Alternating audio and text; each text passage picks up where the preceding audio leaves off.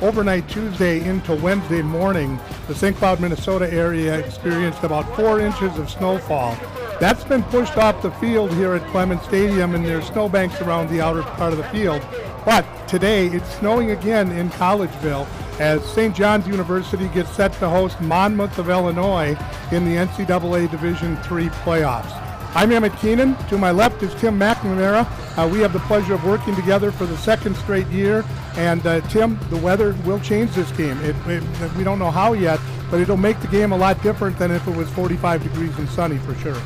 Yep, we would have taken that kind of weather, but both teams are they're here to play, Emmett, and it's going to be an interesting contest. Yeah, the thing that will be interesting to see is Monmouth can throw the ball, but they rely on the run. That would seem to help them today. But the fact that it's snow, not rain, would change a little bit how it would affect St. John's passing game. Yep, remains to be seen. We've got skilled receivers, 3 all-conference guys catching the ball. Caden Wheeler scheduled to start at running back. We'll see if Caden's ready to go. So St. John's could present a very balanced attack today. Should be a very interesting matchup. 2 9-1 teams that are both in the top 25 in the nation facing off in the D3 playoffs here in Collegeville.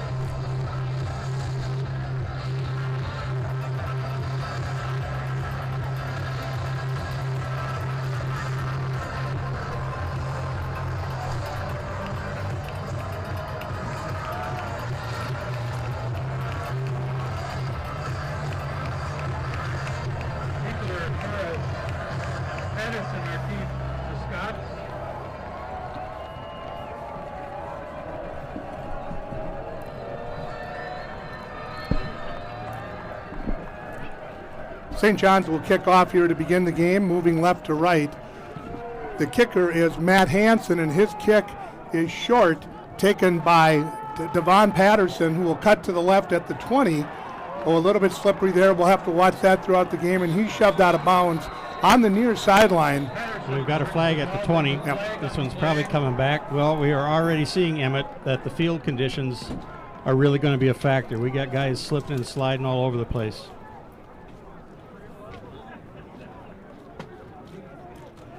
Officiating crew today is from the Iowa Conference,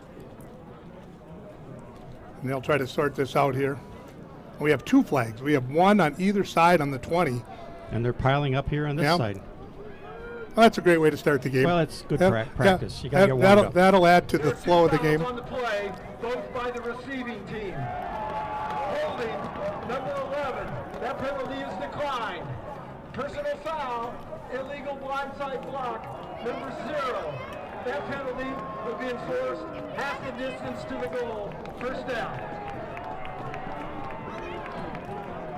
Braden Deem is the quarterback, player of the year in the Midwest Conference this year. Offensive skills MVP. Yes. They do things a little different in the Midwest. They have a skills and then they have a lineman. Lone running back behind him in that pistol set is Nate Rublick.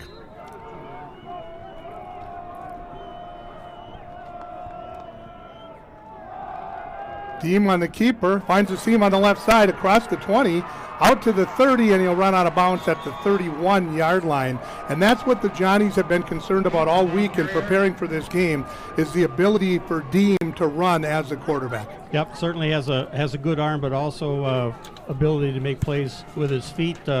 Rushed for over 300 yards this year. First and 10 for the Scouts at their own 31. Monmouth came here in 2005 in the playoffs, and St. John's beat them. I believe the score was 69-3. I don't think I'd expect that score today. These are 2 teams that appear to be pretty evenly matched on paper. Deem throws out of the backfield for Rublick, and it was tipped away. Coming in on the left side for the Johnnies was their best defensive lineman, Zach Frank, knocking that ball away, and he was very close to picking that off and going the other way. Zach Frank, the Mike Stam winner of the MIAC, which is the Outstanding Lineman Award given each year, joins a long list of Johnnies who have won that award, and he was really close to making the first big play of this game. So 2nd and 10 for the Fighting Scots. Johnny's showing a little bit blitz here. Now they'll back off. Give straight ahead is to Rublick, and he powers out to about a 4-yard gain out to the 35-yard line. Zach Frank, I think, got up off the bottom of that pile. And McMahon on the St. John's in their four-man, they'll play a 4-3 defense. They're going to change, bring out 2 defensive linemen now. And so they're going with 5 defensive backs. Aiden McMahon was in on that last stop too. He's the Johnny's leading tackler on the season, and he was in on that stop along with Frank. 3rd and 6 now for the Fighting Scots. Deem to throw. In trouble with pressure. Now he gets the ball out, and a great catch made, but shy of the first down, as handling the ball as he went to the ground was Lucas Kessinger, but he's going to be about 2 yards shy of the first down at the 39. We saw in that play, number 35 for St. John's, Tyler Smith, freshman, who came in as a 5th and maybe even 6th defensive back there as they brought out 2 linemen. Now the regular front 4 back in. And the Fighting Scots lead their offense on the field here, 4th and about 1.5 yards just inside their own 40-yard line. Now in motion goes Williams. They're not going to snap the ball here. They're going to go down and they're going to take a timeout. Interesting that they would take the timeout only because punting from the 35 is not a whole lot different than the 40. You would think maybe they would have taken the penalty, saved the timeout. But they do take the timeout, and now they'll put the punting team on the field. I thought it was a gutsy call to go for it on 4th down inside the 40, your own 40-yard line, and with the footing being what it is. Of course, the footing's bad for everybody, Emmett, right? They always say the offense knows where they're going, the defense doesn't, so the slick footing is maybe tougher on the defense than the offense. Yeah, and Monmouth's front line, who anchored by all-conference tackles both left and right, they're certainly a moving company and have the ability to get those tough yardages, but now they're going to move into punt formation. Aiden Sensabaugh is the punter, and of course the Johnnies drop deep. Should be Carson Hagerly, who is an excellent kick returner. He stands right at his own 30-yard line to receive Sensabaugh's punt as he's punting into a wind that is about 10 miles an hour, gusting to about 15, giving us a wind chill of about 5 degrees here in St. Joseph. Here's the kick. It will roll over to the right and be down right about the 30, and that's where St. John's will get their first possession. 20 degrees was our game time temp. Wind chill about 5 here behind the pine curtain in beautiful Collegeville, Minnesota. For those who are looking up in the woods, if this game was mid-October, you'd see nothing but color on those trees up on the hills. Now you see nothing but snow and bare trees. It's just that time of the year. So here's our first chance to look at the Monmouth defense led by number 6, Evans. Ethan James. Ethan James. Yes. I knew I had Evan. Yep. Conference most valuable player for the skill positions on defense. Here's Feeney to throw on first down out of the backfield to Beaumont. Beaumont's got some room all the way across the 40 out to the 45-yard line. Trey Feeney, who has had an excellent season for the Johnnies after going basically series by series or series by 2 with Zach Detberner early in the season. Detberner. I always screw that. Detberner. Yep. And Feeney has won the job here now.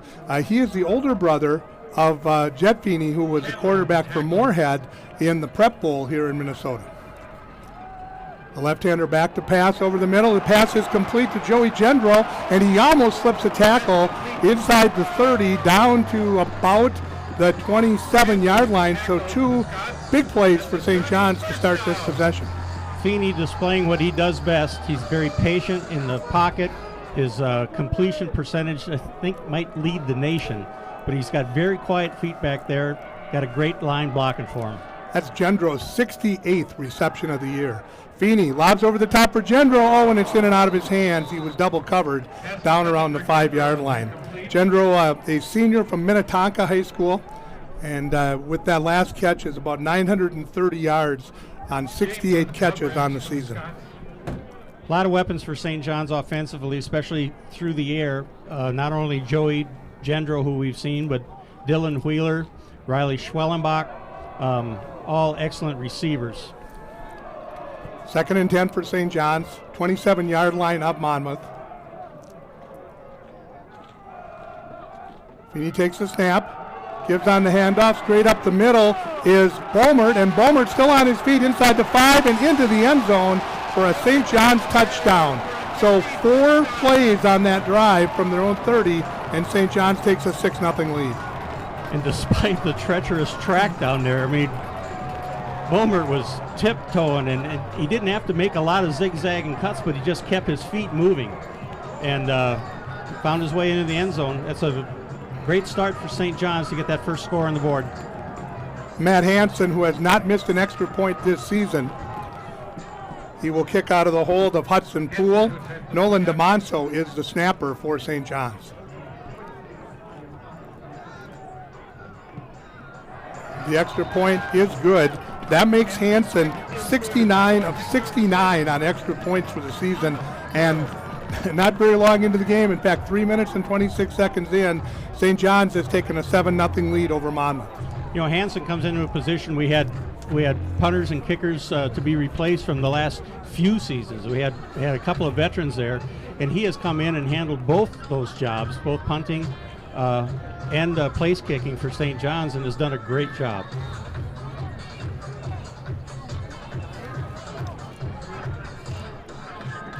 So Monmouth now will look to start up a drive of their own, and I would think their goal here would be to keep the ball more than 1 first down.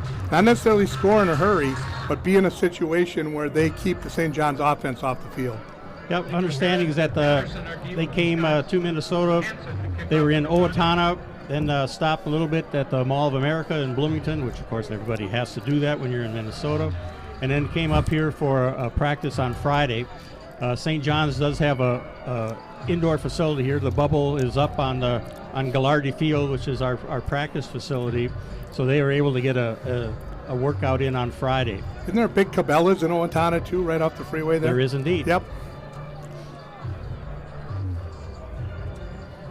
So now that we've given our Minnesota geography lesson for the day, right, we're good. And we've got some fun facts about Monmouth to share throughout the broadcast. By the way, I'll just give one right now. Did you know that Monmouth was the birthplace of Wyatt Earp? I did not know that. More fun facts to follow. I do know they're supposed to get a blizzard there tonight and tomorrow, which should make it fun for the Fighting Scots to get home, huh? That wasn't one of my fun Okay, facts, all but right, you're yeah. right. Here's the kick taken at the 6-yard line by Patterson, and he's hit and driven back hard. Patterson returns the ball. Did you get who that was on the tackle? No, I missed that. And I was looking for footing and just kind of watching guys in general. It's a little hard to tell if there's any part of the field that's a little more treacherous than the other, because the last return came to the left. That one went off to the right. Adam Shavy, who is a junior backup linebacker from Blue Earth High School, We've had a was few the one from on the there. tackle. Yep. Might mention that Charlie King is starting at right defensive end for the Johnnies in place of Tommy Gilmore, who is going to be out today with an injury. And Tommy tweaked the knee in practice, I heard earlier this week. Deem throws on first down. Catch is made on the near side by Williams. He gets around to tackle, and now the ball is loose, but it went out of bounds on the near sideline. Pass complete to Williams. Blake Simonson took a hard block at the 20-yard line. I think some of the St. John's faithful thought that was not a legal block, but it'll stay on. The ball went out of bounds at the 22, so that's a gain of 4, and it's 2nd and 6 for the Fighting Scots in their own territory. Brings up 2nd down and 6 from the So 21. Johnnies stay in their 4-3, or really 4-2, because they get like our linebackers more like a 5th defensive back. Give straight ahead to the running back, Rublik. And he crosses the 25 to about the 27. It'll be 3rd and 1 for the Scots. A lot of red and white today. The Johnnies with the white pants, the red jerseys, and the white helmets. The Scots with white helmets and then red pants and white jerseys.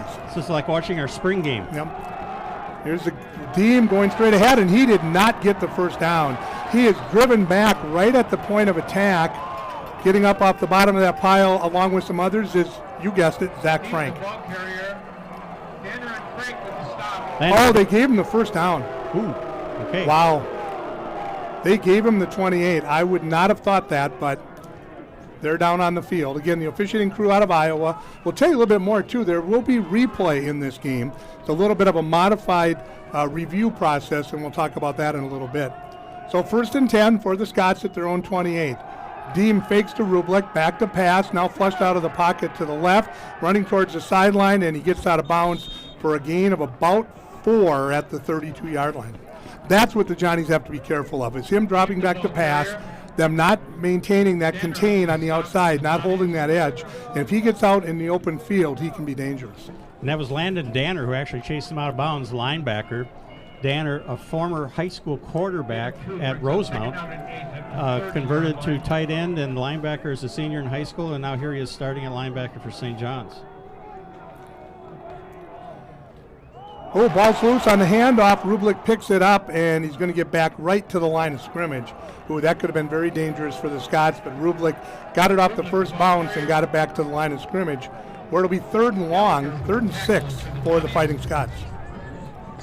He really did a nice job of making sure he got the ball. He was very deliberate in picking that thing up, not trying to run before he had it up off the turf. Another 3rd down play for the Johnnies. This time they stay with their 4-man line. These 2 receivers either side. And Deem takes the snap, looks right, throws right, and it is caught for a 1st down and more out to the 49-yard line. The catch out there was made. Is that 19? That's 11, Number right? 11. Yeah, that's Lucas Kessinger.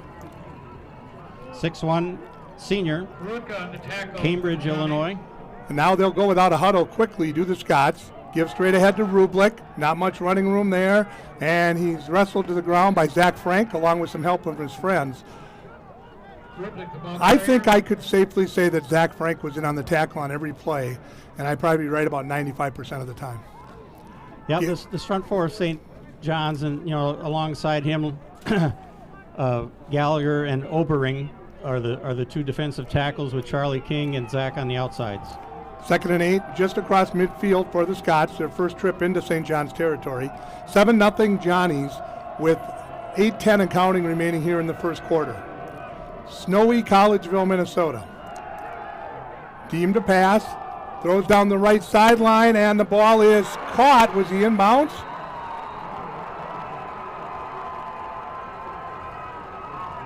That's called a good catch on the far sideline. The catch was made by Chase Newman. 6'3", 205. Sophomore went up and got it. Nice throw. The ball is spotted right on the 10-yard line. So that'll be 1st and goal. The stakes are down. That was quite a throw by Deem, to throw that ball over the head of the defender all the way down the sideline, and Newman with the spectacular catch on the far sideline. Deem to Rublik, straight ahead, goes into a pile of red. Rublik, the ball carrier. Gotta love these Monmouth skill position players with bare arms out there. Deem, Rublik. Frank and Obering on the stop for the Johnnies. Obering and Frank were in on the stop for St. John's. Chandler Obering is a senior from Villa Park High School in Orange, California, where I bet it's never snowed. Between the Californians on the Johnnies roster and the Floridians on the Monmouth roster, these guys are a little bit out of their normal weather. 2nd and goal from the 8 for the Fighting Scots. Rublik goes in motion out of the backfield. They throw to him on the left side. The ball is loose on the ground. Was it a backwards pass? Nope, they're going to say it was forward and incomplete. It's 3rd down. Rublik again with a great job jumping on that ball in the event that it was going to be a backward pass. And that's probably not the last time we'll see that today, the ball being a little bit hard to handle. Yep. The ball not only could be wet, a little bit slick, but the ball gets hard when it's cold out too. Well, another 3rd down play here for the Fighting Scots.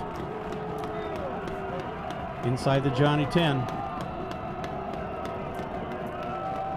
Team with the snap and the pistol, looking right, throws to the end zone, and it's incomplete. Weston Hoyt with the defensive play there. I think he was going for Newman again there on the right side. Pass intended for Newman is broken up by Looks Hoyt like we'll see our a field goal attempt. Yeah, the Aiden Sensabaugh, who also handles the punting duty, is the place kicker. He will attempt about a 25-yard field goal here.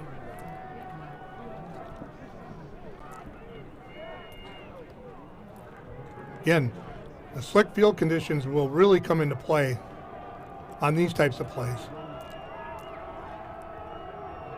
Snap is good. The ball is down. The kick is up. It's certainly long enough. And Sensabaw's 25-yard field goal is good. So with 6:36 now remaining in the first quarter, 7-3, St. John's on top, and they'll get the ball back here on the kickoff. Well, certainly important for Monmouth to answer with something there. Ended up, fairly long drive, from inside their own 20 to inside the Johnny 10. The Johnny defense stiffened, kept them out of the end zone. St. John's red zone defense, one of the better ones in Division III. Mount Union leads Muhlenberg 35-0. Bethel is on top of Coe early, 14-0. And we mentioned Wartburg earlier, the only loss for Monmouth this year. Wartburg leads Wheaton 7-0 in the first quarter. And River Falls is on top of Chapman by a score of 7-0. And Platteville, one of I think 42 Wisconsin teams in the tournament, leads Alma by a score of 3-0.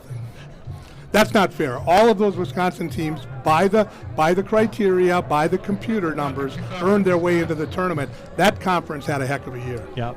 The WIAC was fantastic this year. River Falls, of course, running the table at 10-0 with the second, third, and fourth place teams that all made the tournament, all having a chance to advance. Wouldn't that be something, with 4 in the round of 16 if they make it?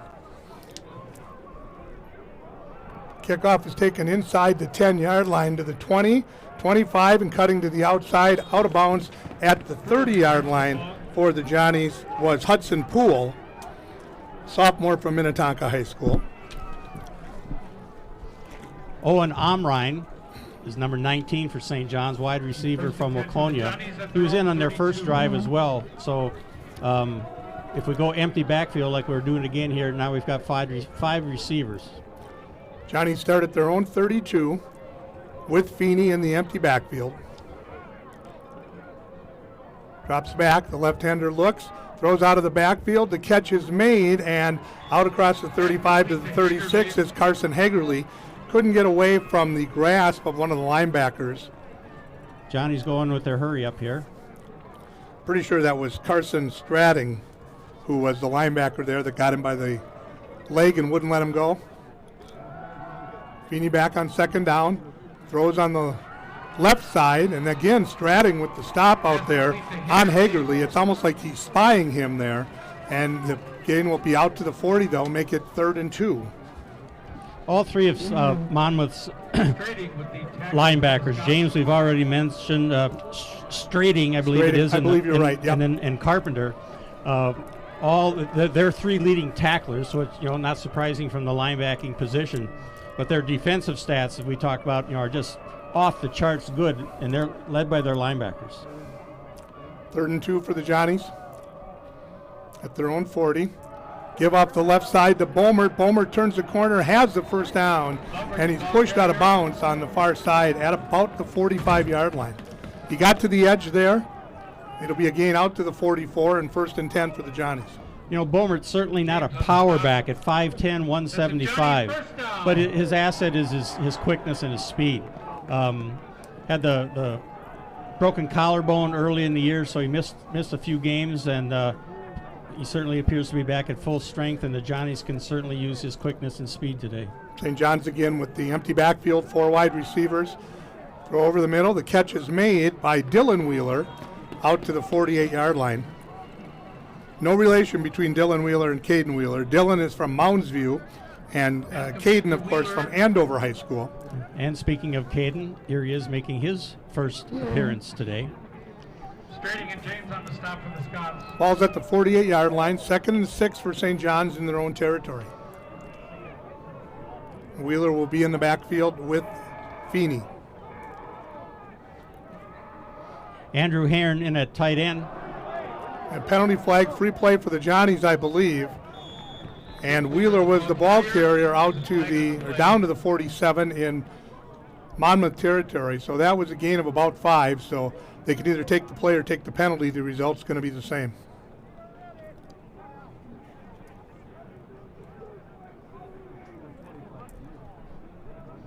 It was the right defensive end that jumped off sides, I believe. So we have Caden Wheeler in the backfield. Offside on the defense, number 99. That was Anthony Secaucus who had jumped off. Second down. Oh, sure, they're going to take the penalty because they get to keep the down. And Gary Foshing, it's not his first game. He gets this. Two tight ends for St. John's. Gender on the line, Heron behind him in a wingback position.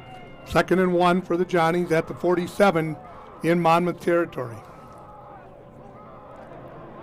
Fake to Wheeler. Nope, we're going to have probably a false start here. I think Mikey Oftedal, the right guard, jumped there. Flag on the play. Or, I'm sorry, right tackle. False start on the offense, number 77. 5-yard penalty. We mentioned Second the down. 2 offensive tackles for Monmouth being all-conference. St. John's has 3 all-conference performers up front. Center Barrett Van Doon, guard Ian DeGrosse, and tackle Michael Boucher. So that brings 2nd and 6 after the penalty for the Johnnies back in their own territory at the 48. Light snow continuing to fall here in Collegeville. Back to pass, Feeney over the middle. The catch is made by Dylan Wheeler, and he's hit and pushed back at the 49-yard line. Tackle. So just a short gain, and it'll be 3rd and 3 for St. John's. Interesting that St. John's hasn't really 3rd and 3 from done the a gun deep for the look Johnnies. after that first series. They've changed it up a little bit here and gone more to the short passing game. Is that a call? We're going to see one right here. Figuring maybe they're in 4-down territory here. If I was Monmouth, I'd really keep my eye on Gendro. Yep, I might too. Bomert in the backfield. And Feeney gives the Bomert straight ahead, and he's got the first down, or very close to it. He pushed him back, but I think he got to the 46, which is what he needed for the first down. The referee has indicated first down, and it'll be a Johnny first down at the 46 in Monmouth territory. We have 2:45 and counting remaining here in the first quarter. St. John's on top by a score of 7-3. One of the changes in the game, you're not going to see measurements much anymore. Let's go. Right? The lines are out there. They're all Hey. perfect lines, Yep. right? They shouldn't need it very often, if any time. Feeney alone in the backfield will throw down the middle, and the pass is caught by Riley Schwellenbach, Yeah. and then he was hit, and that might even possibly be a targeting call. Well, I don't know that he got hit in the head. I mean, I thought it was shoulder to shoulder, Yep. but oh man, Riley's And we'll check the replay here. his right shoulder's got to be hurting, and Riley's not a big guy. Yeah, you're right. It was below the head, but on the shoulder. That'll be a first down for the Johnnies at the 25-yard line. Riley also Yep. an all-conference performer on We offense. have for 5 St. John's. officials coming together here to talk about this. And remember, whatever they call can be reviewed at halftime, and it can, if it involves targeting and if it involves anything that would be a disqualification from the game, they can come together at halftime and review it and then make that change. And we'll know if they're going to do that because there'll be a 25-minute halftime rather than a 20-minute halftime. The flag is all the way back, or a flag is all the way back at the 50-yard line. No, that's a hat and a flag. Oh, And- my. So do we have multiple fouls Well, on that's this what I'm play? wondering. We 'cause might. Yeah. But I'm trying to find the official who doesn't have a hat, and I don't see one. That's No. what I'm on. Oh, here he's going to pick up. So that's not a hat. No, that's maybe. somebody's. Towel. Yep. There's one foul on the play by the defense. Personal Wow. foul, hands to the face, number 92. There is no foul on a defenseless receiver. Oh, First down. so they picked up the flag that was the hit on Schwellenbach, and we're going to have the penalty down there, but the Johnnies are going to take the play. Got it. To the goal. First down. Oh, it's tacked on. That penalty is tacked on, so that'll go half the distance. It'll be to about the 12.5-yard line. Hands to the face is what the Right. call was. But Yep. that is at the end of the play when the play Correct. ends up downfield. Correct. That's a big break for the Johnnies. First and 10 Time for the Johnnies. Monmouth vaunted #1 defense to assert itself here.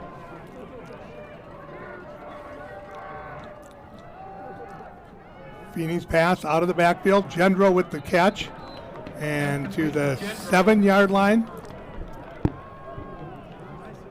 Gendro is, of course, listed as a tight end. Brown with the stop for the Scots. H-back maybe plays that way a lot more.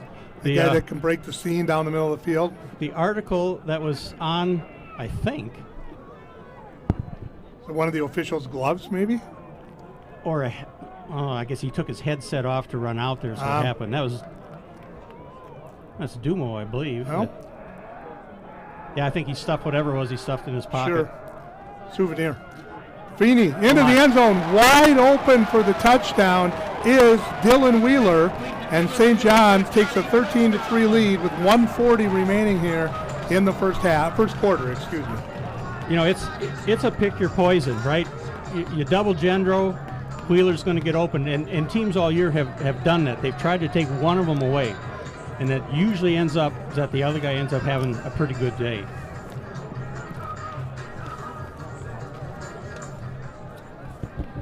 Matt Hansen will attempt the conversion for St. John's.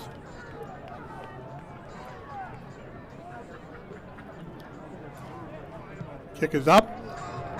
And Matt Hansen is 70 of 70 on extra points in 10-plus games for St. John's this year.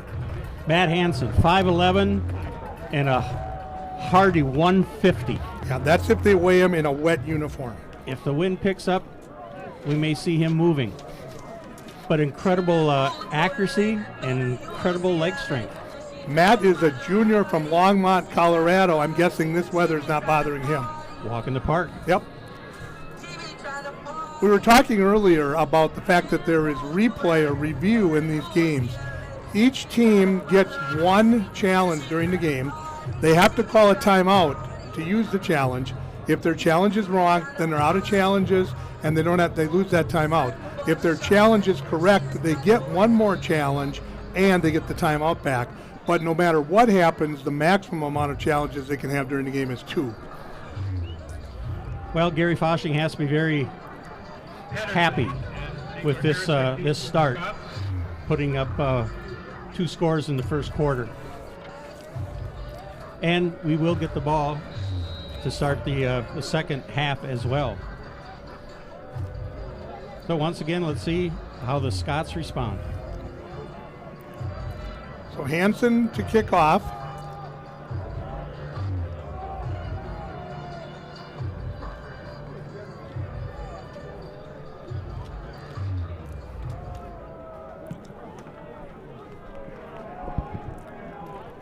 Kick is taken by Ziegler Harrison. It's got to go out over the end, and it does. It was actually Patterson who couldn't control it. Had that ball settled in the end zone, it would have been a live ball. But they'll start 1st and 10 at their own 20, will the Fighting Scots of Monmouth. And they desperately, at this point in time, need a sustained drive. Hey, I thought he didn't he touch the ball? Yeah, so it's still a touchback. If he muffs it, it's still a touchback, comes out to the 25, I said the 20. But had that ball not gone out of the end zone and over the end line, it would have been live in the end zone.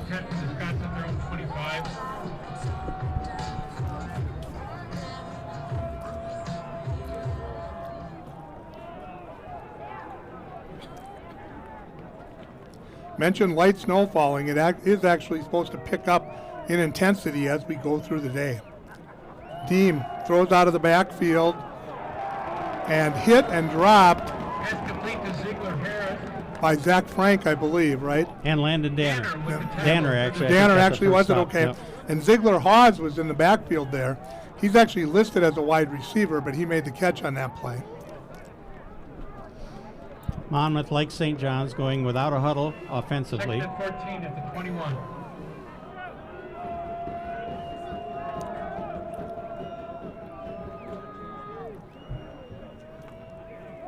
Give to Rubrick on 2nd down to Rublik. And he's pushed back from the 22-yard line. Obering, Gilmore, the center of that line, making that stop. On the stop for the Johnnies. So now Danner comes out, so we dropped it, and Pine comes in. So we're in a nickel situation here with 2 linebackers.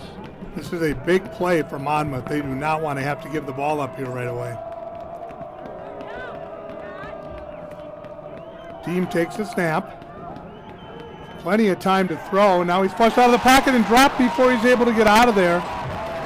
Landon Gallagher. That's a coverage sack for the Johnnies. Yes. Yep. Deem hung in there as long as he could, and there just was not anybody open. St. John's has taken a timeout to force Monmouth to punt against the wind. So obviously the wind enough of a factor that Gary's going to take a timeout here. Yeah, there's not a lot of movements on the flags on top of the goalpost, a little bit. But as we know, in the natural bowl here, the wind can swirl pretty well, and if that's swirling into your punter, that can make a big difference. I always try to look for the people along the sidelines that are wearing some kind of a lanyard or a chart on their chest, and that often tells you what the field wind conditions are. Yeah, I saw the wind because he's so spelled. I saw the wind pick Mike Carr up by about 2 inches off his feet before. So it was either the wind or one of those heat blowers on the sidelines, but he was definitely airborne. Oh, I thought that was a runaway balloon from Macy's Thanksgiving Day parade. So remember, when Carbo calls, you said that, I didn't. That's right. Carson Hagerly will receive the punt by Aiden Sensabaugh, and he's actually at the 40-yard line of Monmouth.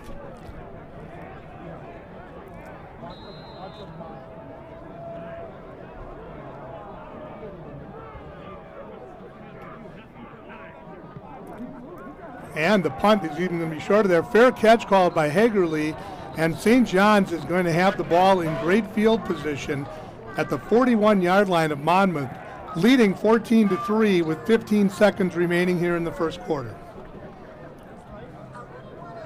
Well, great field position again. As you said, Emmett, 15 seconds left here. So Owen Amrine in and Schwellenbach out. I hope Riley's okay. That was a heck of a shot that he took on that play.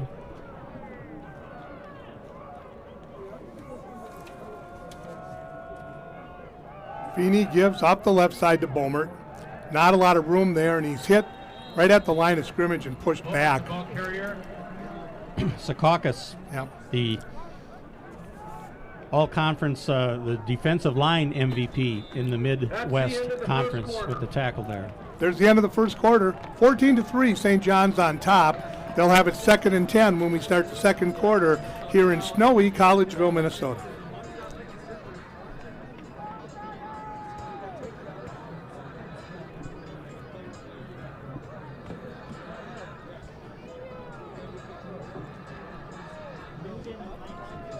Tim, when we were walking into the stadium, I was talking to a couple of the people who are the ticket takers, and they said they'd been told to anticipate about 2,000 people.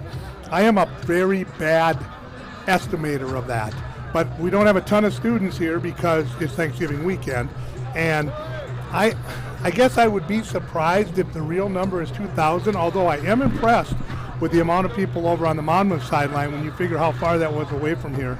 And that many people made the trek up here to Collegeville for the game. You bet. Hats off to the Monmouth folks for traveling well. Certainly a lot to be proud of with this team, who's reeled off 9 straight wins after their opening loss to Wartburg, one of the top teams in the country. And they have been just literally unstoppable since. As we start the second quarter, Feeney alone in the backfield. Blitz. Throws over the middle. The catch is made. And going down before he is hit is Carson Hagerly. Went down at the 36 for a gain of 5. St. John's really spreading out this Monmouth defense. And as we've said, just the multiple weapons that Feeney has at his disposal, and his very calm presence in the pocket. Now he'll send 3 of those receivers out to the right and has a slot back on the near side, and that is Schwellenbach. Feeney to throw, again over the middle, catch is made, and pushed back from the 30-yard line where he'll have a first down. I believe it was Dylan Wheeler. Grady and James on the stop. Right now, St. John's is in a rhythm offensively. Have been on each possession that they've had. Caden Wheeler back in the game. Johnny's huddling up this time, which they haven't done a lot of today. They've been going with their quick rhythm, but they huddled that time. Caden yet to carry the ball today. Feeney to pass. Throws over the middle. Oh, and the ball popped out, and it was almost intercepted. Hit as he tried to catch it was Dylan Wheeler. The ball popped up in the air. The hit was made by Damian Brown, and the ball fell incomplete with a chance for an interception. It'll be second down. Brown, one of 3 all-conference defensive backs for the Scots. These teams mirror each other in so many ways. St. John's had 4 all-conference defensive backs. Second and 10. Feeney throws to Wheeler out of the backfield. Caden loses 1 tackle, and then he's brought down after a short gain of about 1 just inside the 30-yard line. And those numbers are going to become harder and harder to take. I would imagine they'll have the blowers out here at halftime to blow as much snow as they can off the field to prepare for the second half. I mean, it was really non-stop snow removal during warm-ups. Yep. They were doing everything they could to keep the field as clear as possible, but the numbers are getting a little tougher to see along with the hash marks. Second and 8 at the 28. Excuse me, third and 8 at the 28. Blitz again. Feeney throws, and the ball was thrown behind the intended receiver. That was Schwellenbach. I think Feeney thought Schwellenbach was going to go left, and Schwellenbach went right, and the ball went behind him, and it's fourth down. But certainly 4-down territory for St. John's here with 12:59 remaining in the first half and a 14-3 St. John's lead over Monmouth. I didn't pick up the number right away, but that could have been James coming that time on the blitz. They have like 5 touchdowns between fumble returns, interceptions, and a punt block one. 4 defensive touchdowns Four defensive, in one yeah. season. Yeah. Just amazing. Now we're going to get a timeout called by St. John's as they weren't comfortable with the play call. So that's the Johnny's second timeout of the half. Their second and a half. Monmouth showing blitz again that time, as you would expect on 4th and 8. Empty backfield. Obviously they know we're going to throw, and they know Feeney's not going to tuck it and run. So I'm just guessing that maybe we saw that and we just wanted to make sure that we had we were accounting for all of their rushing defenders. It was a high school game several years ago here on a Friday night in late October, and it was snowing, and we had people shoveling the lines, and I happened to be in the management of the game, and all of a sudden, out of nowhere, from the woods came Father Nick, and Father Nick was in his Benedictine garb, including his sandals, and it was snowing, and he said, "I just came by, I saw the lights on, can I help?" And Father Nick stayed out here for the rest of the night shoveling the line so that we could finish the high school football game that was going on. I just in my head had a vision of him going down the 40-yard line. Only in Collegeville do you get Father Nick doing something like that. Only in Collegeville is correct. Sweeney on 4th down, back to pass. Plenty of time, throws over the middle, the pet got caught, and then spinning away from the defenders is Dylan Wheeler. Oh, and he took a shot. Managed to hang on. He got inside the 15, and that's the St. John's first down. I think that was Derek Chandler who delivered that hit, 5'11" sophomore, safety. Again, a lot of skilled players on both sides of the ball here. When Monmouth is on defense, St. John's on offense. Bomert is in the backfield with Feeney. Free play. Feeney throws down the left side into the end zone.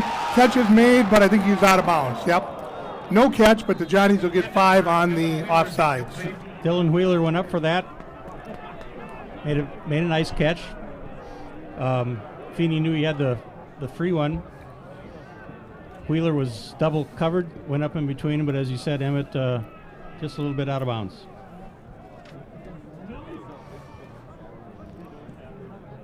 Well, here's a score. Wheaton and Wartburg now tied at 7 with 1:34 in the first quarter. I thought of all these games in the second round, there weren't too many people that were giving Wheaton a lot of a opportunity to go into Waverly, but that score is tied near the end of the first quarter. Correction, repeat first. And that's the game that the winner of this plays into, right? No, the winner of this game would play the winner of River Falls and Chapman. That's right, River Falls. Yep. All in the same bracket, but just on the opposite side. First and Blitz 5 again. from the 7. There's the blitz, and they get the pass out, and Joey Gendro into the end zone on the touchdown pass from Trey Feeney. St. John's is up 20-3 with 12:08 remaining in the second quarter. Gary had said that, what he was asked about, what do you expect Monmouth's defense to do? And he said, well, they get our last 3 games. So they saw the Gustavus game where Gustavus was somewhat successful in blitzing Feeney.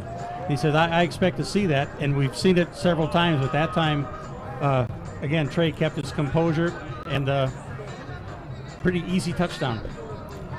It's going to be Matt Hansen again to attempt the extra point for St. John's.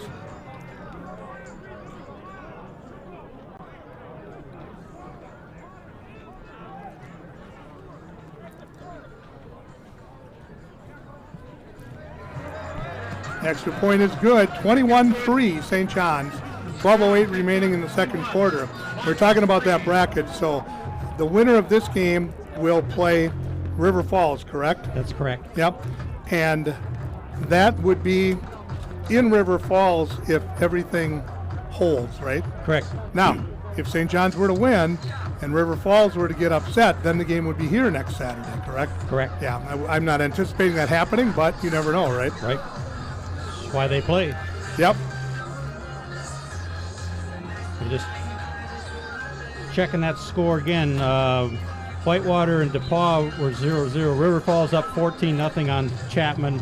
I would think that would be the outcome that people would expect. And poor Chapman had to come in from California to play in cold, not sure snowy, but cold River Falls today too. River Falls has had just a phenomenal year. As I said, undefeated. Caleb Blaha, their quarterback, a great year. In all likelihood, a Gallardi Trophy, certainly a strong candidate for the Gallardi Trophy, the Division III Player of the Year, which is sponsored by our J Club here and Stearns Bank.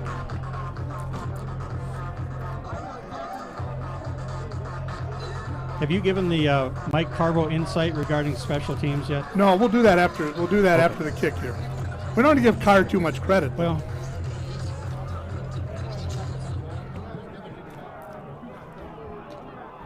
kick is taken at about the 19-yard line.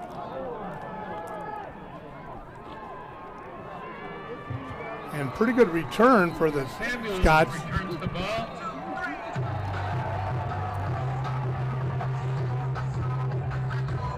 The ball will be right at the 40-yard line for Monmouth. So that's good starting position for them. And the Fighting Scots really need a drive at this point in time to stop St. John's momentum for sure. I'm not quite sure who got hooked up out there because it was, can't trust, the numbers, but it looked like Owen Omrine was out there on the kickoff coverage. Normally, wide receiver and doing double duty.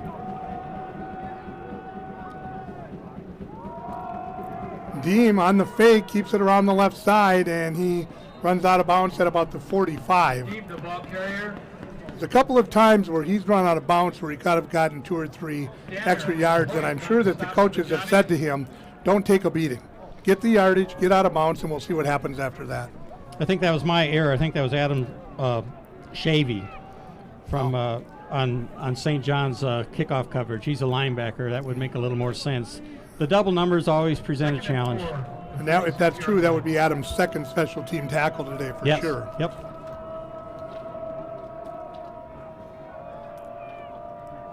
Deem takes the snap, gives straight ahead to Rublik, who's hit and driven back at the point of attack by Landon Danner. Ended up with a gain out to the 49 where it'll be 3rd and 1. They also gave McMahon credit for an assist on that tackle. Johnny's maintaining their same front 4. No substitutions there. Oftentimes we'll see they like to rotate in a couple other guys. Grady Minerath will be one, and they are short one with Gilmore being out. In a 4-down situation, it'll be interesting to see. Yep, Deem back to pass, looking to maybe make a play, throws down the middle, and it is incomplete. I believe that it was intended for Mason Emmon, and good coverage back there by the Johnnies. It was Will Perutka with the defense there. Coverage for the Johnnies. Perutka from Rosemount, teammate of Landon Danner in high school. Vincent Pine comes in as a fifth defensive back, also from Rosemount. Of course, great high school program coached by Jeff Erdman, who had some kid named Jackson. Never heard of him. Could throw the ball a little Yes, he could. for the Johnnies. Fourth down. It's a big play for both squads here. Here's the give ahead to Rublik, and I don't think he got it. Wow. I don't think he got it. No. They marked it at the 49, and if so, that's short.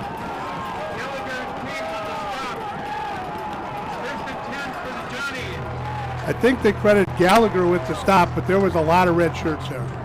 Yeah, St. John's really, they really won that battle.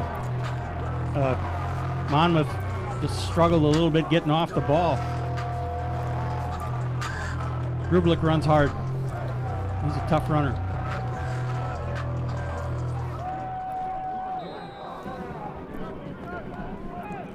So St. John's takes over with the big stop on fourth down, just inside Monmouth territory. 10:38 remaining to play first quarter. St. John's on top 21-3 and looking for more.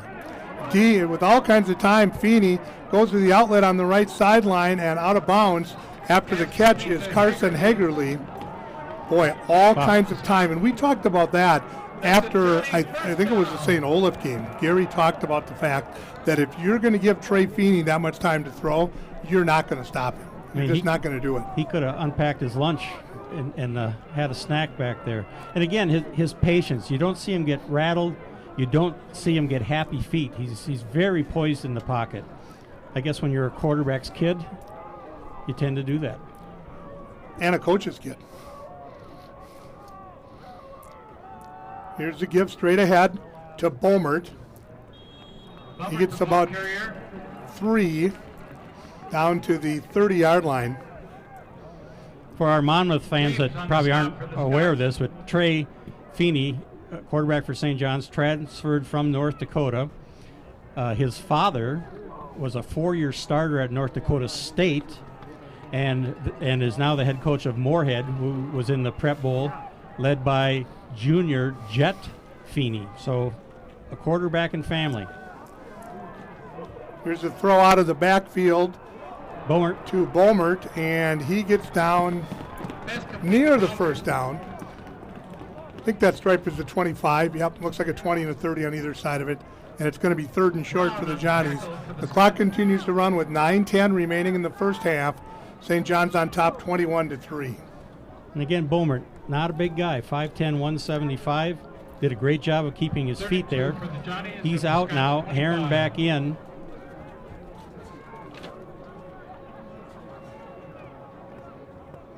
And Maverick, now our first time to see Maverick Harper, sophomore running back from Centennial.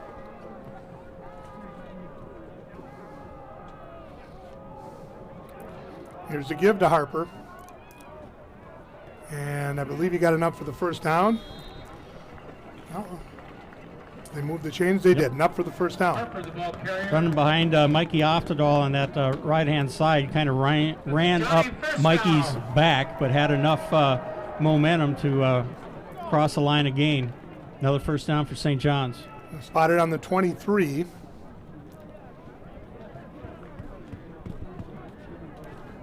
Two receivers to the left, one right. Harper in the backfield along with Feeney.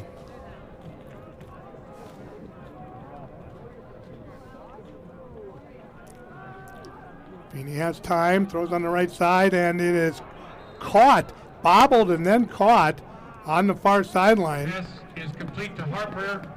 Is that Harper out of the backfield? I think it was. Ethan James, linebacker, with the stop there. Good coverage. And now Caden Wheeler comes back in. So that's 3 running backs that St. John's has rotated in. And I think before the game's done, you'll see Mason Dells there too.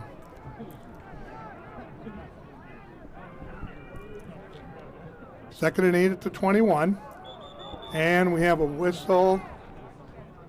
Flag on the play. We got a flag thrown by the umpire. I guess we got a false start if they whistled it dead. He was late getting the flag out, but he saw the infraction. False start. Yep. On the offense, number 77. 5-yard penalty. Mikey Hofstadal, Second down. a little anxious over there. So 2nd and 13 for St. John's now.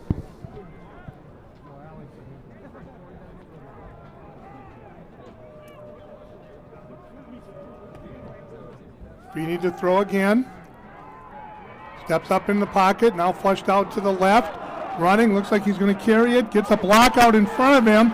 That was a great block by Caden Wheeler that gave him an extra 5 yards down to the 16-yard line.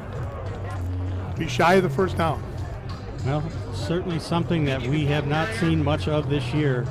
And there might have been a lot of collective breath holding when Trey decided to tuck that thing and go. But he was careful. So look at this. We have a less than 1-year-old being held by mom down here in the cold. That'll be a memory for that kid, or at least they'll tell him about it. Why did you bring me out here in the cold? 3rd and 3 from the 16. Throw over the middle, and it's intercepted. Back the other way come the Scots. The interception was made. Pass intercepted by Strading. So it was Carson Strading, one of those linebackers we've talked about in the middle. Looked like the ball was thrown behind the receiver, and Strading picked it off. And Monmouth dodges a big one there. If the Johnnies had gone up by 25 points there, that might have been more than they could handle. But here they stopped them, and now they have an opportunity to put together a drive. Well, with the athletes that they have on their defense and as dominating as they have been, not a surprise that they're going to force a mistake. Fighting Scots start 1st and 10 at their own 17 with 6:19 to play in the first half, and St. John's leading 21-3. Deem gives straight ahead. And they're still battling there. They're going to mark it out to maybe the 22-yard line. Rublik was the ball carrier. Some tough yards there for Rublik, but he just kept leaning into it, kept his feet moving. It seems like they wait longer and longer to blow those whistles than they used to. And that might be what they're supposed to do, right? If there's any type of forward movement, I guess you give the ball runner the benefit of the doubt. So the gain was 6 out to the 23. How they can see that when they're running the scoreboard, I don't know, because I certainly can't see it in the middle of the field anymore. Deem back to pass. Throws deep down the middle, and it is incomplete. Weston Hoyt with the defense. Weston Hoyt was on the coverage. Boy, that was a 50-50 ball. Yeah. Was that the pass was intended for Lucas Kessinger. Pass intended for Newman. No, actually it was intended for Newman. Newman also one of their all-conference performers at wide receiver, I believe. So big play here, 3rd and 4 for the Fighting Scots from their own 23-yard line. Their own 23. This might be one where you have a run-pass option for the quarterback Deem. Back to pass. Stays in the pocket, throws down the middle, and it is caught. And out near midfield with the ball, actually about the 43-yard line. The catch was made by Chase Newman.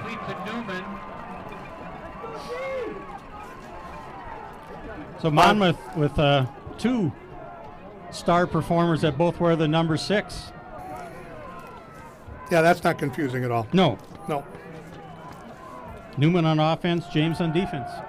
Back to pass is Deem on first down. Catch made over the middle. This time it's Lucas Kessinger, and he gets it all the way down into St. John's territory across the 40-yard line. The stop on the play was made by Will Perutka, but not before the big gain by Monmouth, and they're starting to push their way into St. John's territory. 4:38 to play with the clock moving here in the first half. 21-3, St. John's on top of Monmouth.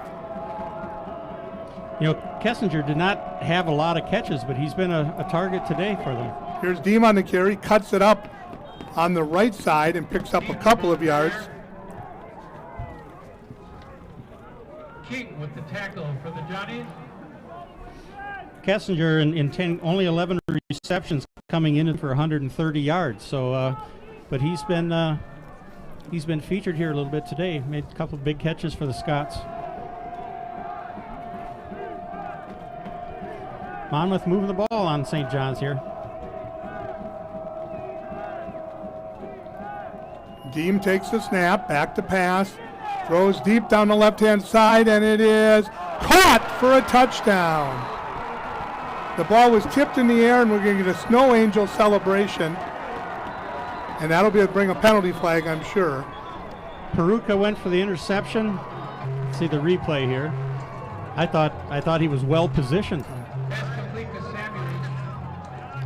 The flag on the play. Yep, ball bounced. I don't know if it bounced off of Will's chest or hands, but Did you see who got the catch on that? no, and I couldn't see on the replay either, Emmett. Sorry. We'll get it on the live stats here in a minute. So the celebration penalty will be enforced on the kickoff. I think you have a choice. I think you can take it on the extra point or you can take it on the kickoff.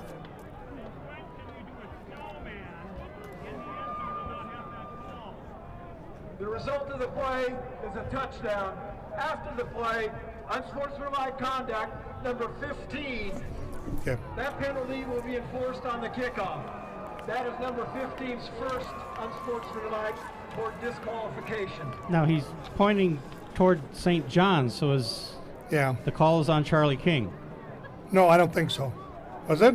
Well, I'm confused because he was Yeah. when he pointed that way. Yeah. So I think. Oh no, I'm sorry.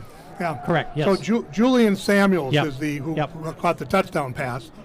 A backup wide receiver. The extra point is blocked, and so it's 21-9. And now they will have to kick off from the 15-yard line, I believe. My apologies to Charlie King and his family. He did nothing wrong. He doesn't even play for that team. I knew these red and white colors are going to be a problem at some point, Emmett. Yeah. And Well, I imagine folks can see it on the cameras, but the St. John's helmet that adorns the 50-yard line is barely recognizable.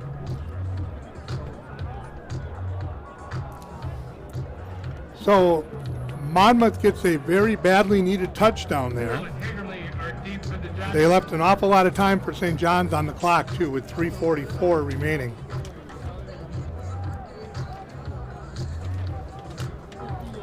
They will kick off from their own 20-yard line after the 15-yard unsportsmanlike conduct on the celebration, the Snow Angel celebration by Samuels in the end zone. This will be a big possession defensively for Monmouth if they can. They're probably going to end up having to defend a shorter field here with the penalty. But if they can rise up and force a punt to St. John's, that would be big for them. Sensabaugh to kick off to Poole and Hagerly. And it'll be taken at the 30. Hagerly to the 35, to the 40, to the 45, and a penalty flag is coming back. Hagerly returns That's the ball. unfortunate. He made It happens very often, though, doesn't it? Yeah, he made a nice read on his blocks. He cut to the Flag on the outside, play. and all for naught. Well, there's some yards that St. John's is giving back. Number 7, 10-yard penalty from the So- spot of the foul. First down.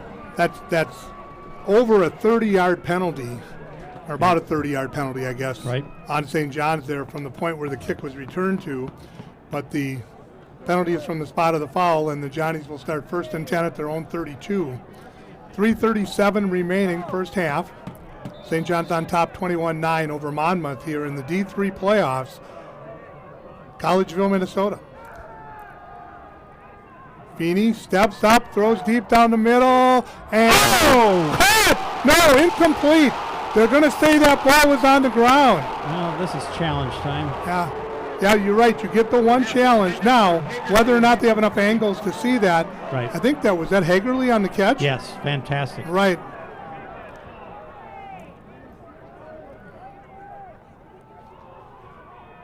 Oh, yeah, I could see it go on the ground. Went from the hand to the ground and back to the hand. Right. That's actually a very good call based on the replay. You know, there's just enough snow, and when you look out at the board, which is normally crystal clear, it looks like, man, we got bad reception Yep. here. But it's I was just going to ask Jim Glardy if he could focus that a little bit better, but I guess it's the snow. We won't blame Jim. Well, 2nd and 10 for the Johnnies at their own 32.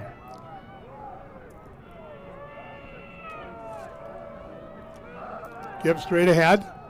And now bouncing to the right side is Bomert, and he gets it out across the 35, about the 38-yard line. That'll bring up 3rd and 4 for St. John's. running to that right side. Barrett Van Doon, the center. Ian DeGrosse, the right guard. Both all-conference performers, and then Mikey Oftedal outside of him. Did a good job. Of course, Monmouth's got to believe if they can make a stop here, they'll have plenty of time with the ball and 2 timeouts to see if they can get another score and a half.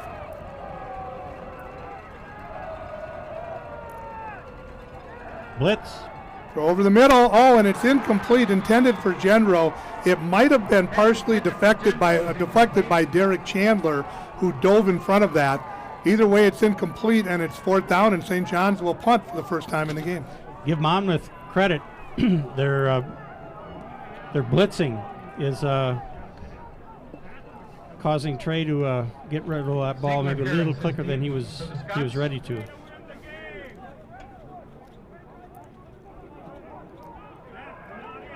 So that could be a big stop. Again, Monmouth will get the ball here, trying to cut further into the St. John's lead. Remember, St. John's does get the ball, as pointed out by Tim in the start of the second half. Thought maybe they'd be bringing the house here, Yeah. but We got a whistle here. flag back by where the punt receiver Delay is. game on the offense. 5-yard penalty. Remains 4th down. Now these negative yards piling up for St. John's on penalties.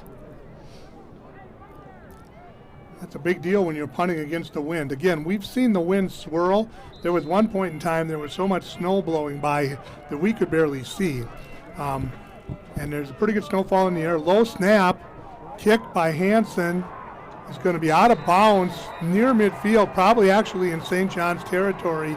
Once they line it up, the official keeps coming in, down inside, down to the 45. They're going to put it at the 46-yard line. And excellent field position for Monmouth with 2:40 remaining here in the first half. They trail 21-9. The Fighting Scots have 2 timeouts remaining here in the first half. Well, we've seen that Monmouth with a Deem at quarterback certainly not afraid to put it up in the air against the St. John's defense. So let's see if they continue that. Rublik is lined up to Deem's right.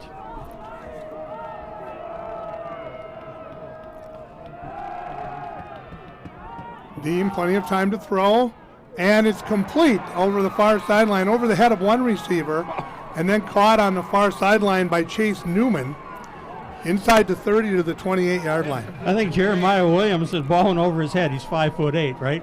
Ball goes over his head. He's probably thinking incompletion. Turns around to see his teammate making the grab. Pass complete to Newman. River Falls is now on top of Chapman 20-7. They're still in the first half. Oh. Here's a give straight ahead to Rubik, and that was Landon Danner again. Landon Danner again, yes. Landon's having a great game defensively. Danner with the tackle for the Johnnies. So a loss of 2, 2nd down. Now we've reached the 2-minute timeout, which for those of you who don't see a lot of college football, that came in as a rule last year. So very similar to the 2-minute warning in the NFL. The reason we have it in college football now is because the timing rules now change. Before there's 2 minutes left in either half, the clock does not stop on a first down, and it stops only briefly when the ball goes out of bounds. Now, inside of 2 minutes, it will stop on the first down until the ball is set, then it'll be rewound, and then it will stop and say stopped on a ball out of bounds until the ball is snapped again. So they have that 2-minute timeout to just kind of remind everybody that, okay, we're going to change the timing rules now, and here's what we're doing. officials out there huddling, probably having that very same discussion, just as a reminder to everybody. I think they're asking if whether or not in their dressing room there'll be hot chocolate at halftime. Pretty sure that's what they're discussing. And is it true that the NFL protested when the term 2-minute warning was first thrown out and it was quickly changed to 2-minute timeout? I don't know that. You can't legally say Super Bowl on the air either. You can't use it to advertise anything for sure. They've trademarked that.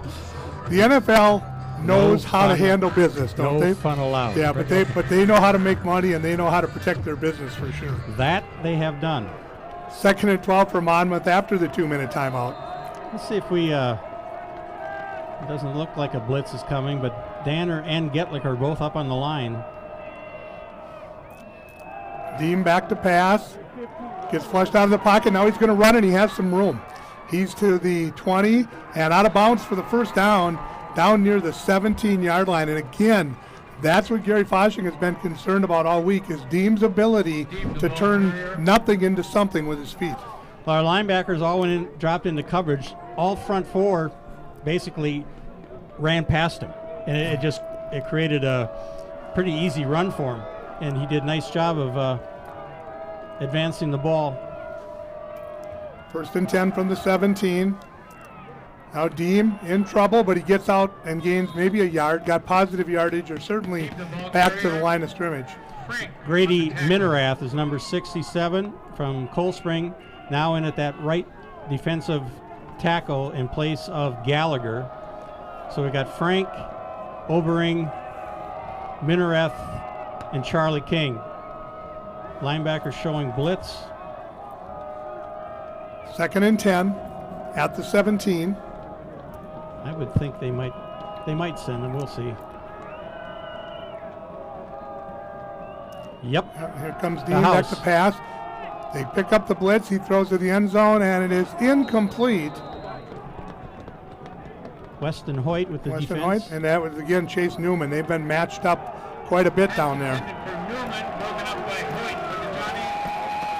Well, this is a big 3rd down here, although I have to believe that they are in 4-down territory. Wouldn't think they were going to attempt a 35-yard field goal in the snow, although you never know. You know, Newman at 6'3" really kind of towers over our defensive backs, and we've seen he has the ability to go up and get that ball. Monmouth, I think, is going to let the play clock run down and then take a timeout here to talk about their 3rd down play. That'll be their 2nd timeout of the half. So reset, we have 1:06 remaining in the first half. St. John's leads by a score of 21-6, but Monmouth has the ball with a 3rd and 10 at the St. John's 17-yard line. St. John's bringing the heat that time with both Aiden McMahon and Landon Danner blitzing right up the middle. We'll see if they give that same look again. Both coaches now get a chance to reassess. So I got a text from Mike Bukowski, who I was talking about the high school game here back in 2018 between Holdingford and Paintsville, and that they kept shoveling the lines and the snow was on the field. Mike was the white hat, the referee in that game, and he's watching the broadcast and listening today, and he indicated that for he and his officiating crew, it's the most fun they've ever had officiating a high school football game. He said they talk about it all of the time. And we were talking about Holdingford earlier with their really good quarterback and the fact that Luke Mitchell, their head coach, has decided to step down as the head football coach and focus on his teaching duties and his duties as the head girls basketball coach. I'd like to say that was due to the devastating loss that Goodhue put on him, but I suppose I shouldn't say that. It's probably not true. My guess is he decided before the season starts. Deemed to pass on 3rd down. Oh, he throws to the left corner, and there was nobody there. Somebody went the way. Now, will that be grounding? I'm not sure. Boy, there was nobody there. No, and I'm not sure if it was because he was getting rid of the ball or if somebody ran a wrong route. Before Holdingford sends a lynch mob, Yeah. I'm a Goodhue boy, Yeah. and what a great game both teams played. Holdingford, a fantastic season. So Aiden Sensabaugh is going to attempt here, or at least it appears he's going to attempt, a 34-yard field goal.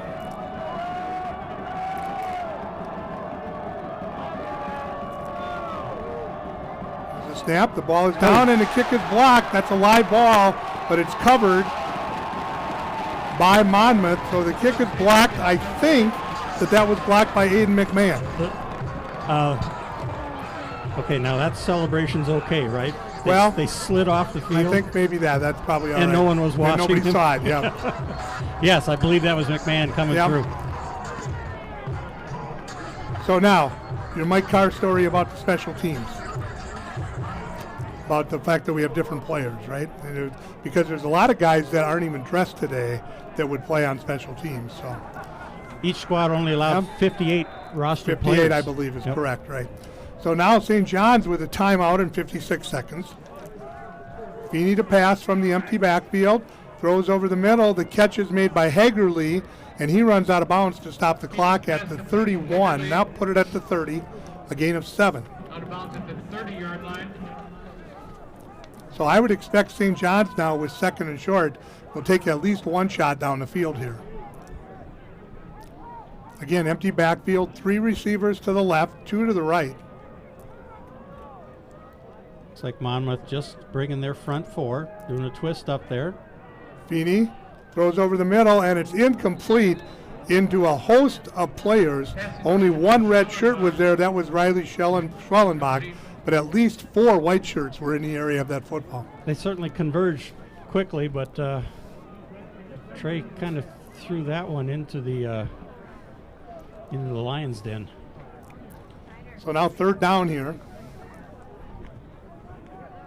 3rd and 3. Pick your poison.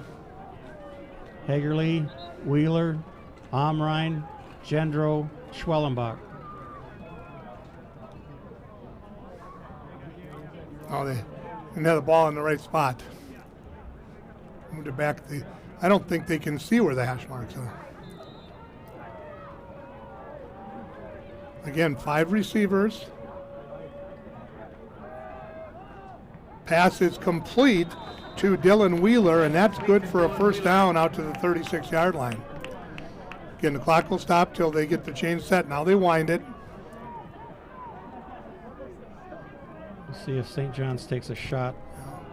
They do have one timeout, so even if they'd complete in the middle of the field, they could use that.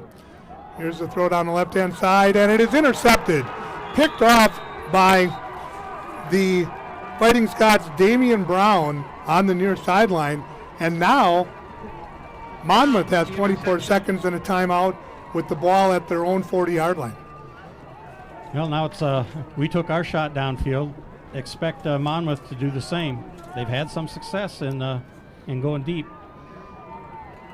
See how St. John's defends.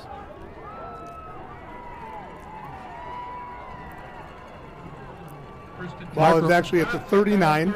Mark Rogalski, number 0, in a defensive back. He's missed a couple games. Been a starter for most of the year. He's back in there, so we've got 5 defensive backs. Kind of that umbrella prevent. And rushing 4 men. Charlie King going to draw a beat. Deems throw to the left-hand side, and it is out of bounds. Too tall and too far for Newman, and it's second down. Charlie's telling the referee that, pretty sure he's saying the guy was trying to tackle me. You think that's what it was? Simonson with the coverage for the Johnnies.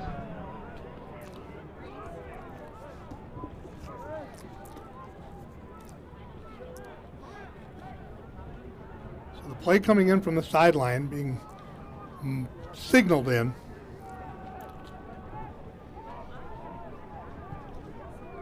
Down to 7 seconds on the play clock. Team gets the play off. Now rolling right. Yeah. And he throws incomplete. And he was being chased there on the side by Charlie King. So now it's third down.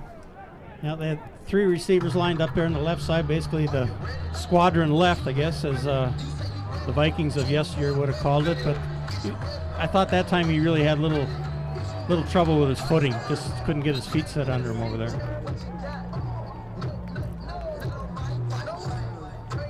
So if you're Monmouth, you got to be a little careful here you don't turn the ball over. Even if you throw deep and it ends up being an interception, that's probably okay.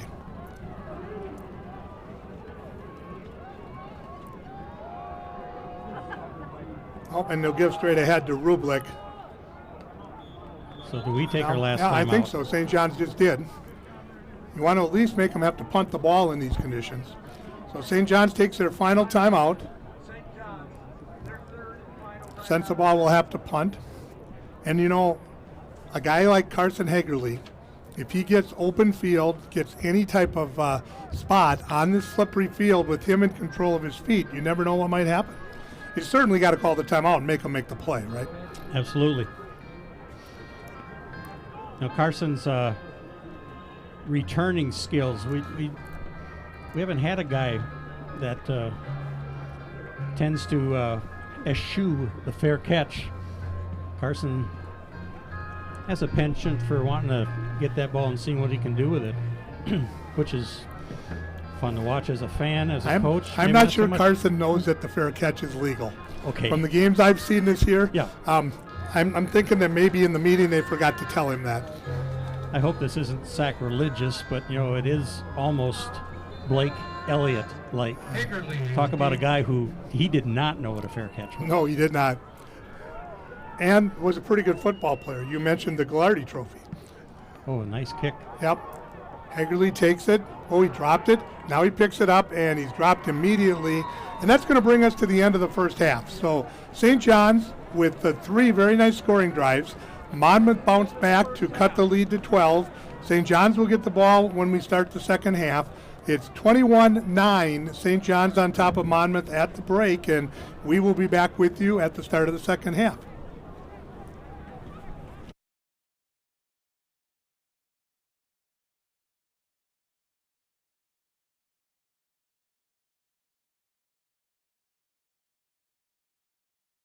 Choosing Monmouth College was the best decision I've made. At Monmouth, professors and staff know you and they push you to succeed. Here, you'll learn lessons that last, in class, on the court, during internships, and everywhere in between. Every challenge I face here builds the skills I'll use tomorrow and into the future. I'm Turner and I'm a student ready for success. Apply today and start your journey to success at Monmouth College.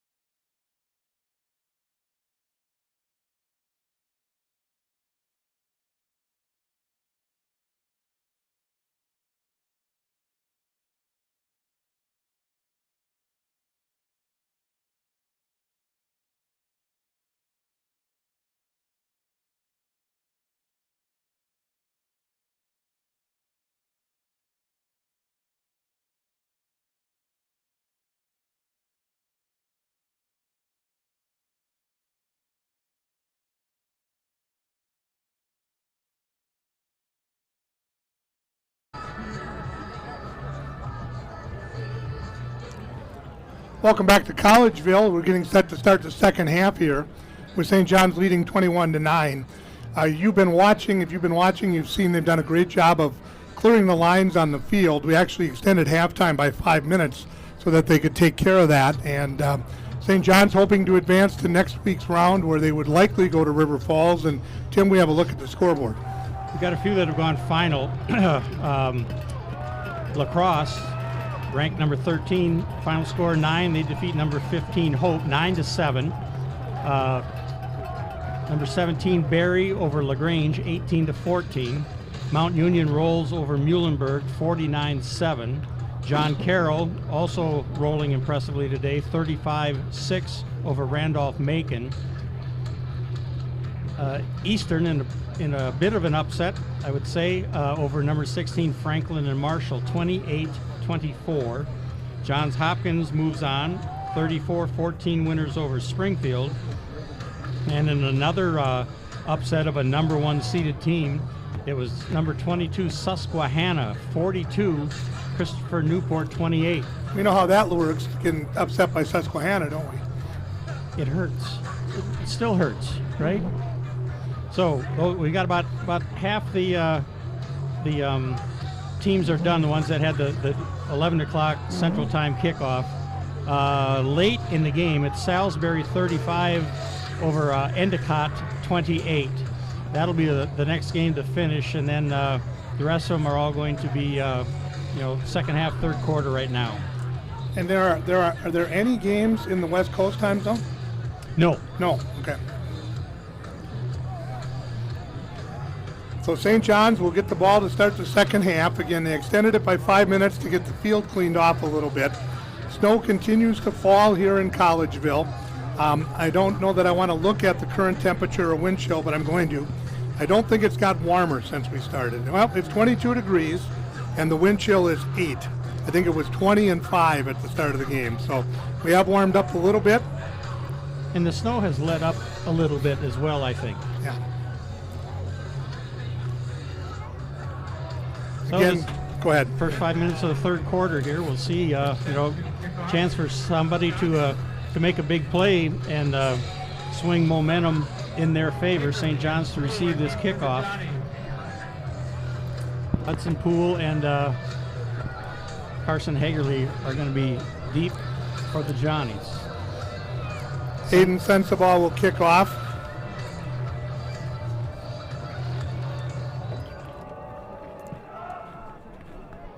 It'll be Hagerly taking it at his own 7. He's across the 15, 20, 25, and run out of bounds on the far sideline at about the 26-yard line, and that's where St. John's will start first and 10. The lights are on here at Clemens Stadium. I'm still not used to saying that. Yep. Well, for those that don't know, we've had them, a dozen years or more? Well, I'm trying to remember how long for folks that don't know, I'm the athletic director at St. Cloud Cathedral High School, and we play our home games here, and we play under the lights, of course, on Friday nights. Feeney is in the pistol set. Here's that double shift of the tight ends from right to left. That usually means they run behind them. Play fake, throwing over the middle, and caught at the 45-yard line. A very nice play to a wide-open Andrew Harron, the Sauk Rapids Rice High School grad, and out to the 46-yard line. One of 2 Harns on the team, right? Brother Alex is a linebacker. This was Andrew. He had some plays that he was in more of a blocking tight end, but released that time on, like I say, when they shift those tight ends over, usually it's a run play and they faked it, executed it well. 6'5", 220-pound junior he is. Grew up in Rice, Minnesota, but went to Sauk Rapids Rice High School. Play fake again by Feeney. Plenty of time, throws over the middle, and it is incomplete off the hands of Dylan Wheeler, and it'll be second and 10. Well, that's an unusual drop, I would say, for Dylan. Even though they're just coming out of the half, hands still could be a little cold, and the ball could be a little hard. It looks to me like the thought at halftime, though, was that St. John's could throw the ball. Yes. Yep. A couple of gratuitous play fakes there, and now on 2nd and 10, it'll be an empty backfield for St. John's. Throw over the middle, and it is incomplete. The pass was intended for Carson Hagerly, and it was broken up by Jeremiah Hardnett. Hardnett read that beautifully. It looked like it was going to be a screen because they came in almost uncontested, but he managed to hang back and get a hand on that. That's a big play in this early drive, 3rd and 10. Big play for the Scots here if they can make a stop. Feeney in the empty backfield. Takes a snap.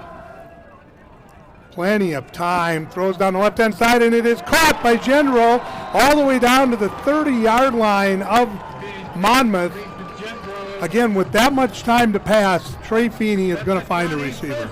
And Monmouth that time did a little stunt up front with a twist of defensive end coming inside. St. John's offensive line picked up the twist really well, giving Feeney plenty of time, and you give him that much time, he's going to usually find a receiver. Now Bomert is with him in the backfield.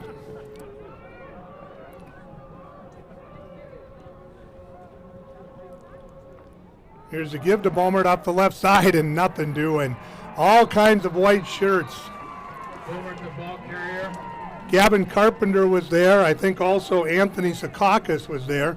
And you mentioned he's had a heck of a year. We haven't called his name very much today. Yeah, like 13 and a half tackle for losses and sacks. He was the defensive lineman of the year in the Midwest Conference, but he's been largely neutralized, I think, today by some excellent pass blocking, and probably a lot of that time is Michael Boucher. That was a tackle for loss back to the 32 where it's 2nd and 12. Well, that is something that the young man knows how to do. Feeney, play fake, throws right side, caught by Hagerly. He spins away from one man, and then he's tracked down on the far sideline. Finally run out of bounds by Derek Chandler, but a great first move by Hagerly, and that's going to be a St. John's first down. That was a great recovery by Derek Chandler. As slippery as it was over there after Carson did that reverse pivot, Chandler managed to get his feet back under him and rode him out of bounds. Not before the first down, but it was a good stop by that defensive back. 1st and 10 at the 20. Caden Wheeler in the backfield now.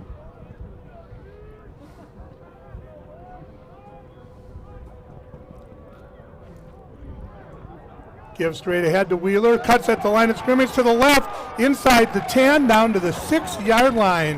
A 14-yard gain on first down, and the Johnnies are in business, 1st and goal. Well, that's the Caden Wheeler we had come to know and love. Had that injury against Bethel and missed a few games. Tried to come back a couple different times. Sat out the last 2 games to try to get healed up, and he looked great on that run. Ball spotted at the 6. Twin receivers to the right. Tight end and slot back to the left. And Caden Wheeler in the backfield alongside Trey Feeney in the pistol set. Takes the snap, play fake, and the pass is deflected at the line of scrimmage. That was deflecting that ball away was Nate Grohl. And Carson Strating, number 52 there on the blitz from his middle linebacker position. Certainly blew that play up. They have been effective when they've come with the blitz. Roll with the stop.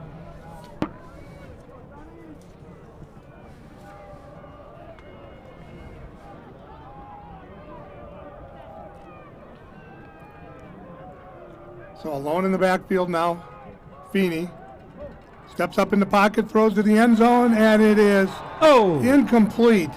Schwellenbach. Yeah. Pass intended for Schwellenbach. That might have been deflected and changed direction a little bit by the defensive back. Just the way he reacted. And again, the replays are a little tough to see, but we're looking through the snow to the screen. The cameras are looking through the snow to get the picture in the first place. He was open, but So now 3rd and goal at the 6. Ethan James might have gotten a hand on that. Feeney again in the empty backfield. Takes the snap. Looks, throws it in the end zone, and it is caught. Wow. Touchdown. Dylan Wheeler caught the ball, took a hit, and St. John's is up 27-9. Boy, Feeney threw that in a small window. Wheeler with a great catch, like you said, took a good pop afterwards, but hung on. Interesting that this possession, Harn's been in as I would say, a blocking tight end, other than that one nice pass that he caught. So we'll have to look and see if there's, we've seen Wheeler, we've seen Gendro, we've seen Schwellenbach. So, I mean, our wide receivers are out there. It's just a different look we're giving them. Snap was a little bit high. Oh! It hit the post, and it's no good. The snap was high. Hudson Poole got it down, and that is Matt Hansen's first extra point that he's missed of the season. Now 71 of 72 on the season. Uh-oh, what do we got here? We're talking down there. Is he going to get another shot at it? He might get another shot at it. We might have a penalty. Oh, my. Oh, my. Redemption is at hand. And are they going to kick it or go for two? They are going to kick it, but either way, the miss is gone. Correct. He's still perfect. That was just practice. Uh-huh. Matt scratching out the snow and the ice there to get some good footing. Now you get even closer. It tightens up a little bit. And it's interesting. He's at about the 9. He's got a nice clear spot now. Hudson Poole with the hold. Nolan DeMonso is the snapper. Snap is good. The ball is down. The kick is up. And the kick is good. 28-9. St. John's on top with 11:06 remaining in the third quarter. And Emmett Keenan averts the announcer jinx. Just like saying a no-hitter, isn't it? Unbelievable. Good job, Nathan. Yeah, the boy. Boy, it took a long time for them to make that offside I goal. thought that was kind of weird too. Yeah, I mean, we were almost ready for the kickoff to happen. It seemed like. Looking at some scores on the scoreboard there. Wartburg still ahead of Wheaton, 16-14. Oh my, tightening up. Yeah, River Falls is all over Chapman, 40-7. So it would appear the winner of this game is heading to River Falls. Falcons are flying again. Yep. DePaul and Whitewater are tied at 17. North Central, tough squad out of Iowa, up 16-0. And Mount Union all over Muhlenberg, 49-7. That's a final. You know, that DePaul Whitewater game, these two teams and those two teams from an NPI standpoint was basically throw it in a hat and pull it out. And if you went strictly by NPI, we probably should be playing DePaul. But because of the 500 mile and travel, it made a lot more sense for DePaul to go to Whitewater and for Monmouth to come here. Hansen will kick off.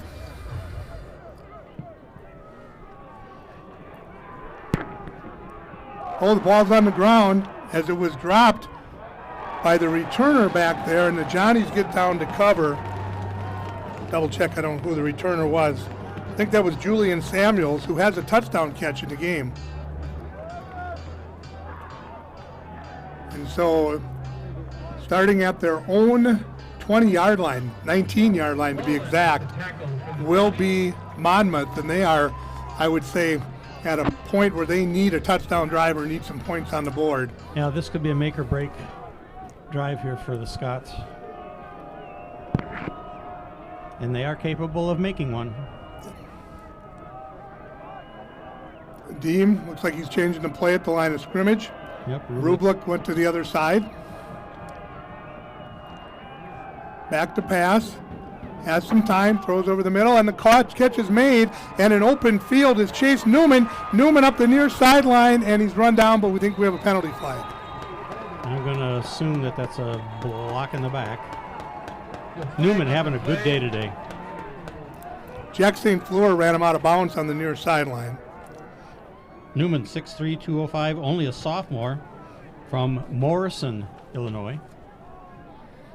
And you know exactly where that is, right? Well, if Mark Lewandowski was here, I'm sure it'd be near the Dells. It's funny. Well, Mark is here. Yeah. If you asked him that, that's what it is. We got holding. Well, so there was a flag at the 50, so that it's only going to go back to the 40-yard line, so still a significant gain. And a first down. Right. Yeah. So, yes, a good first play there for the Scots. And again, Deem is the type of guy where St. John's has to get pressure on him. If he gets back there and able to pick his receivers, that makes a big difference.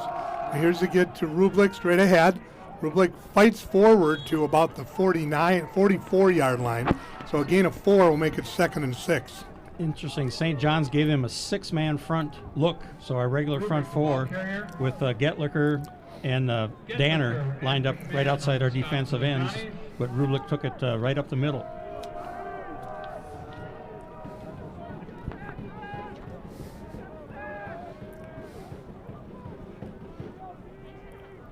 Gallagher and Olbering are tackles. Frank and King are the ends. Deem back to pass. Flushed out of the pocket to the right. And he gets out of bounds near the line of scrimmage. Not sure. He's actually shy of that by quite a bit. He lost 5 on the play. Back to the 39 where it'll be 3rd and 11. That was Zach Frank applying the pressure and a great coverage by the Johnny secondary. If Zach Frank were chasing me, I would run and get out of bounds in a hurry, I would too. head for that sideline as fast as I can. 3rd and 11 at the 39 in their own territory for Monmouth. Vincent Pine in as the nickelback for St. John's, replacing Danner as Rosemount teammates.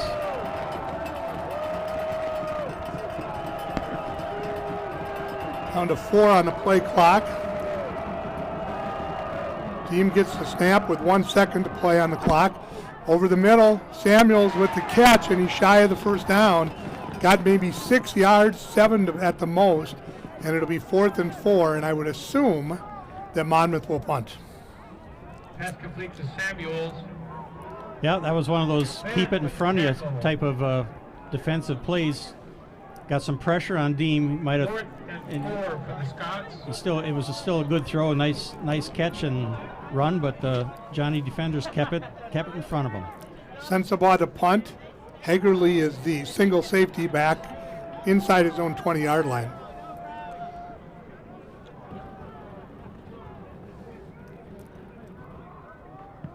Sensabaugh's kick is a wobbler. Hagerly watches it bounce. Now it's going to roll inside the 20, maybe to about the 15-yard line. Hagerly probably wishes he had caught that ball, but the Johnnies will start 1st and 10 at their own 16. It was sort of starting to knuckle away from him a little bit, and I think he kind of pulled up at the last second and kind of oops himself out of the way. Again, I think we have some swirling winds going on down there. Monmouth, I might mention, on their punt formation, might have the largest backfield, the blocker in the back. Tyreek Tripp, 6'2", 380 pounds. He's an offensive tackle by trade. And he's from sunny Clearwater, Florida. Ooh. What am I doing here, he says. Oh, Feeney over the middle, catch is made by Hagerly at the 30 to the 31-yard line. So a 15-yard gain on first down and a St. John's first down. Boy, he led him really well. Hagerly had to stretch for that a little bit, managed to hang on. I heard whistles, but I'm not sure. Chain is not moving. I didn't see yellow on the field, but there's a lot of snow out there. So now I think. Unsportsmanlike conduct, sideline interference on Monmouth. And not a warning. No. My guess is what happened is one of the coaches or somebody was out and got in the official's way, and there was some contact made with an official, and that's an automatic at that point in time. Yeah, I saw that with Sean Payton last weekend in the NFL. Out there to make a tackle. Yep, out to the 46, 1st and 10. Feeney out of the backfield. Catch is made by Wheeler. He turns at the 50 to the 45 to the 40. Oh, he delivered a hit. Yep. Welcome back, Caden. Again, these running backs they're not fullbacks. They're slight of build, but they have great speed. Caden 5'10", 200 pounds. He's solid, and he delivered a lick there. Kevin Civilian was the guy who was on the receiving end of that hit. So the offense is starting to hit on most of the cylinders, if not all, for St. John's. Feeney gives straight ahead to Wheeler. He bounces to the right side, and he's hit and eventually dropped. The first person to hit him was Derek Chandler after a gain of 3 yards. Those are some hard-earned 3. There wasn't a lot there. He made most of it. 7:20 and counting to play in the third quarter. St. John's on top 28-9 over Monmouth. St. John's led it 21-9 at half over the Scots. Caden Wheeler out. Corey Bomert back in at running back. Back to pass. Feeney dumps it to Bomert out of the backfield to the 35 to the 30 and inside the 25-yard line for a St. John's first down. Poor Kevin Civilian over there left to battle about 4 red shirts all by himself. A great block by Andrew Harn. Again, normally a tight end. That time was split out wide left, and he led the blocking for Bomert. Corey gets to the corner so quickly. 1st and 10 at the 22-yard line up Monmouth for St. John's. Now we've got the overload line to the on the left side. 3 offensive linemen to the left of. Play fake, throws to the right, and just a little bit too tall for Carson Hagerly, who is double covered on the right side, and it'll be second down. I would say that Hagerly did as much defending as he did trying to catch on that. He made a nice play. Going to go back and talk to Trey and say, wait a minute, what are you doing? Somebody had to be open, bud.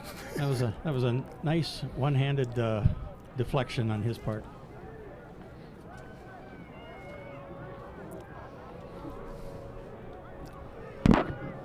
First time that we've seen the overload today.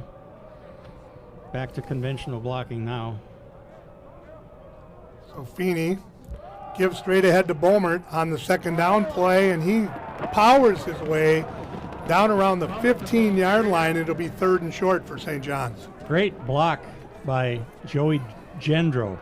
Not something that we say very often because he's not asked to do that.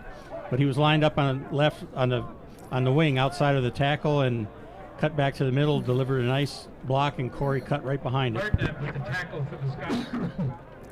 3rd and 3 at the 15-yard line for St. John's. Here's that double tight end to the left again. Usually, like I say, that means we're going that way. Feeney gives straight ahead to Bomert. He cuts to the left, inside the 10 to the 9-yard line, and that'll be a 1st and goal for St. John's.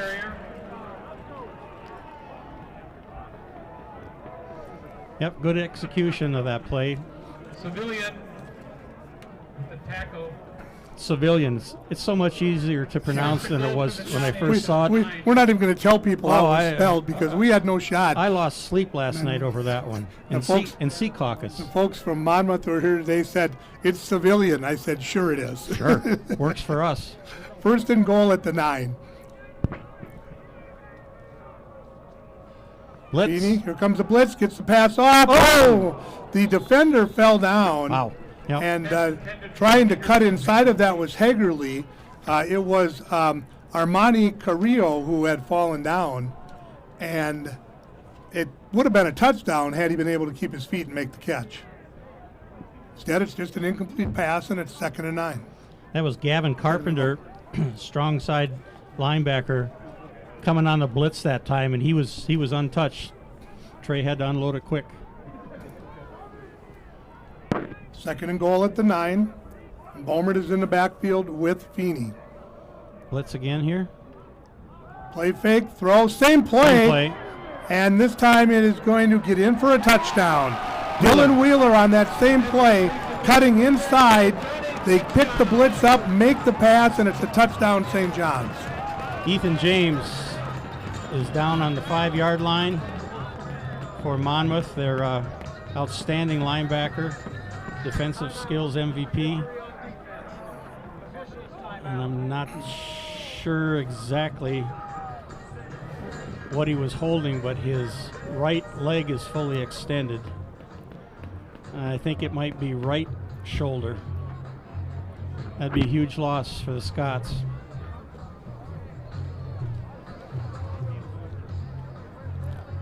So they're tending to him there. Again, St. John's looking to expand their lead now. It would be a 4-score game at this point in time if my math is correct. For you St. John's fans, in case you're wondering, Jim Platten, he's wearing shorts, but he has a hooded sweatshirt. So, as long as you keep the head warm. Platten is unbelievable, isn't he? For our Monmouth friends, Jim Platten's our volunteer equipment manager for 25 years, and his signature is he wears shorts no matter what. I don't think he owns a pair of long pants. I'm trying to think of at basketball games if he has those knees covered or not. I'm not sure. Yep. Matt Hansen will attempt the extra point. I wouldn't think his wife Barb would let him go inside in public like that, but maybe that happens. She lets him go outside in public. That's true. That's true enough. Yep. The kick is up by Hansen, and it is good. 35-9. St. John's over Monmouth with 4:50 remaining in the third quarter. That no count doink might have been the best thing he needed just to take the edge off a little bit. Yep. Yeah, it kind of took the pressure off, didn't it? Right, right.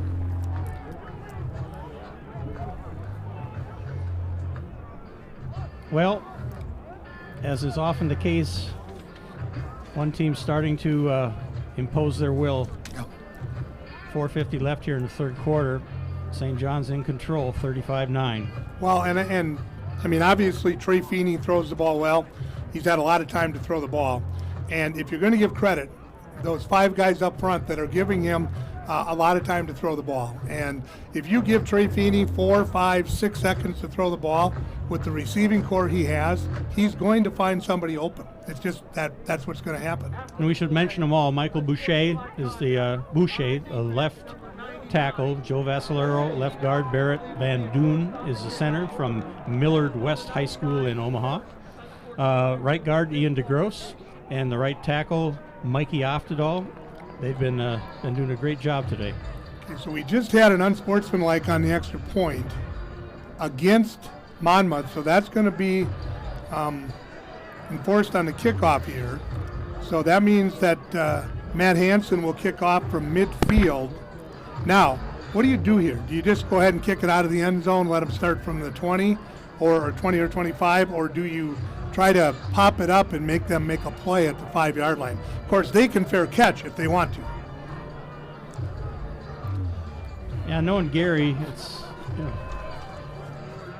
gadget play is not necessarily his style. I wouldn't think so. And I think Gary is like the de facto special teams coach, isn't he?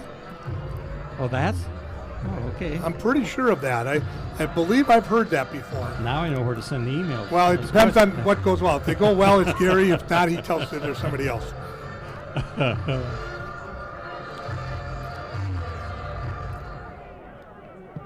Yeah, they're going to try to kick it short, and they will call a fair catch. I'm not sure that I wouldn't call fair catch on any ball inside about the 10-yard line in college football. I can't remember who that was, and I don't think it was this season, but it seems like it might have been Carlton that basically, fair caught everything, and there were a lot of them, because we were having our way. And it's like, it's kind of a no-brainer. If you're outmanned, it's like, hey, we don't need anybody getting hurt. Let's just start in the 25 and see what we can do. Yeah. It's a good rule. I like it. I do too. I think there's a safety element to it, and there's a strategy element to it. And we're going to get a gadget play here, reverse. Coming around the right side is Samuels, And he gets out to about the okay. 43-yard line. Samuels, the ball I didn't see him carrier. step out of bounds. He got Yeah. blocked by the. Blake Simonson ran him out of bounds on the near sideline at about the 43-yard line. Tackle. We talk about these St. John's 4 defensive backs who were all conference, and their new coach this year, James Herbert. Yep. Give straight ahead. Rublik. Nothing there. Nothing there. Who's on the bottom of that pile? That looks to me like the first hit was made by Landon Gallagher. Had some help from his friends, too, I think. Yeah, Charlie King getting up off the field last, but it was Gallagher, or Landon Danner, with the first stop. I think Obering was under there, too. Yeah, our defensive tackles, Landon Gallagher, Chase Obering, and how many times have you wanted to say Olberding, being from Minnesota? Especially here in central Minnesota, Right. exactly. We just think it's a misspelling. Yeah. Thrown by Deem, and it's incomplete. Unable to hold it as he went to the ground was Lucas Kessinger. Kessinger's Now it'll be third down. Getlicker with coverage for the Johnnies.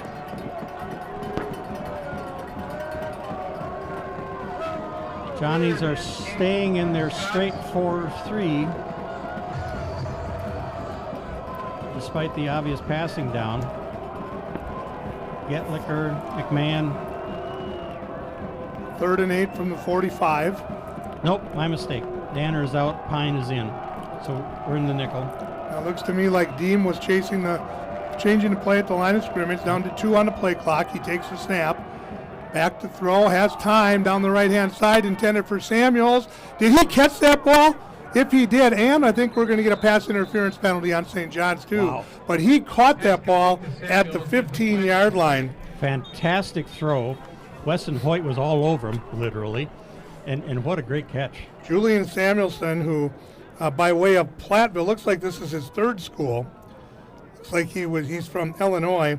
Looks like he was at Illinois State, then Platteville. Incomplete. Now No, they're saying incomplete. Now they're saying incomplete. But we'll have the 15. penalty, yeah. Which will move the ball into St. John's territory and be a first down. I think it was interference. Hoyt made a good play on the ball, but he was there just a little bit early. Samuels made a heck of an effort to Yeah. even get to that ball. Yeah. Now, we did talk about the review. Is this a point where you would use a review, or do you think, okay, we got the first down, we're not going to take a chance of not getting the review here? Automatic first down. Yep. So at the 40-yard line in St. John's territory now. 1st and 10 for Monmouth. Trying to stay in the game here, down 35-9 with 3:39 remaining in the third quarter. Deem with the snap. Throws down the right side. Looks like almost the same pattern. And that one is going to be intercepted. Picked off on the play by Weston Hoyt up the left sideline, 35-40. Oh, he might go. He's going to get a block.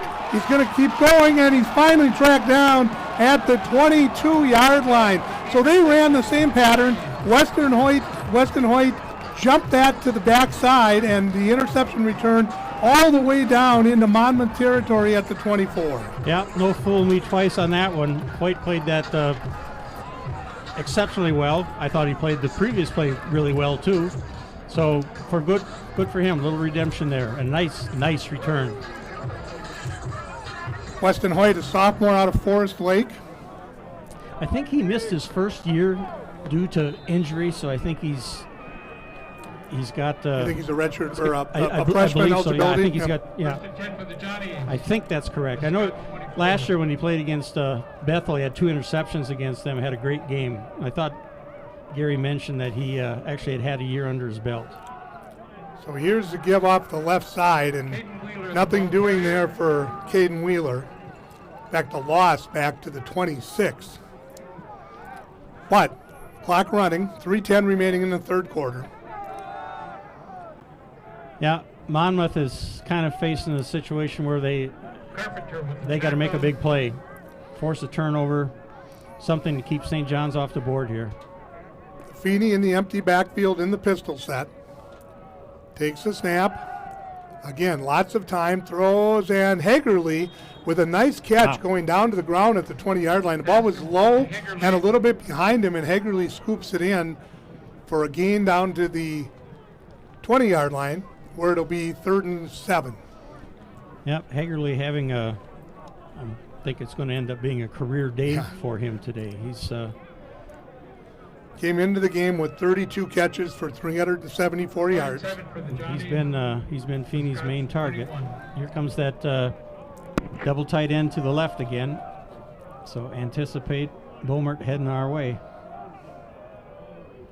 And the play action, throwing down the left side. Oh, and the pass was intended for Haran, and he was looking over the inside shoulder, and the ball went over the outside shoulder, and it's 4th down. I think Gary goes for it here. He's not kicking a field goal here, I wouldn't imagine. No. The worst case is Monmouth takes over at their own 21. Yep. 4th and 7. 2 receivers to the right, 1 to the left. Beaumont is on the left hip of Feeney, who's in the pistol in the backfield for St. John's. Feeney back to pass. Throws over the middle, and it is caught or no? Schwellenbach, and they're going to call that a catch, and if so, that's a 1st down. That was a one-handed catch by Riley Schwellenbach. That's a Johnny first down. Watch the replay here. Extends with his right hand, pops it in the air, pulls it in. What a catch. That's a deflating play if you're Monmouth. Just when you think you've got them stopped on 4th down, they pull one out of their hat. 1st and 10 at the 13 for St. John's. Give up the left side. Beaumont steps inside the 10 and tried to spin away from the tackle. Was dropped at the 8.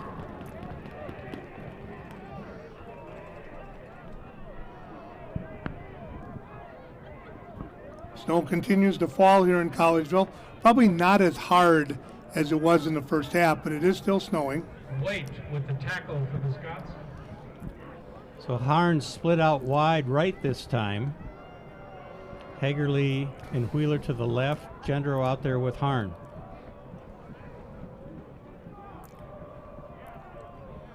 Feeney throws to Beaumont out of the backfield. At the 10 to the 5, finds a seam and into the end zone for a touchdown. He reads his blocks so well, Emmett.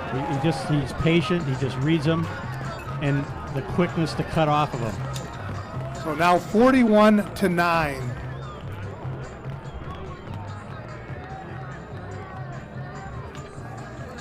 .39 seconds remaining in the 3rd quarter. And of course, you have 15 minutes plus to play here, but St. John's would appear to be in pretty good shape here with Matt Hansen attempting the conversion.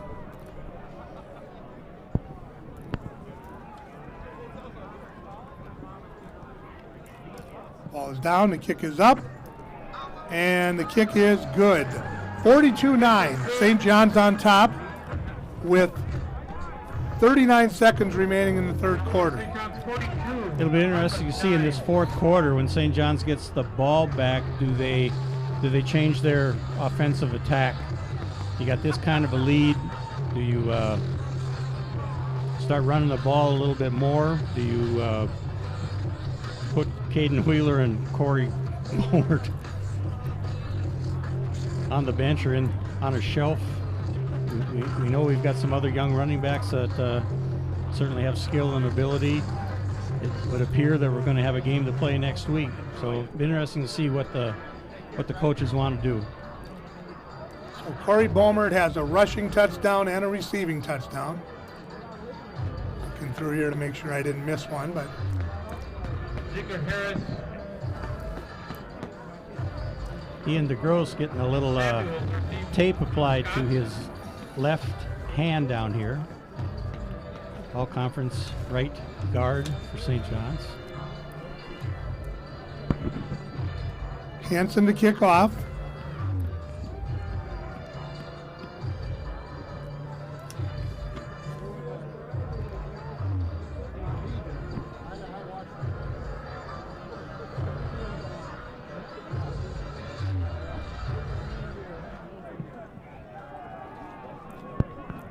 Samuelson takes a short kick at the 20. Tried to get to the outside, and he's dropped back there. Tim, did you see who that was? Well, it's number 25. But I'm trying to read the front of the helmet just to make sure.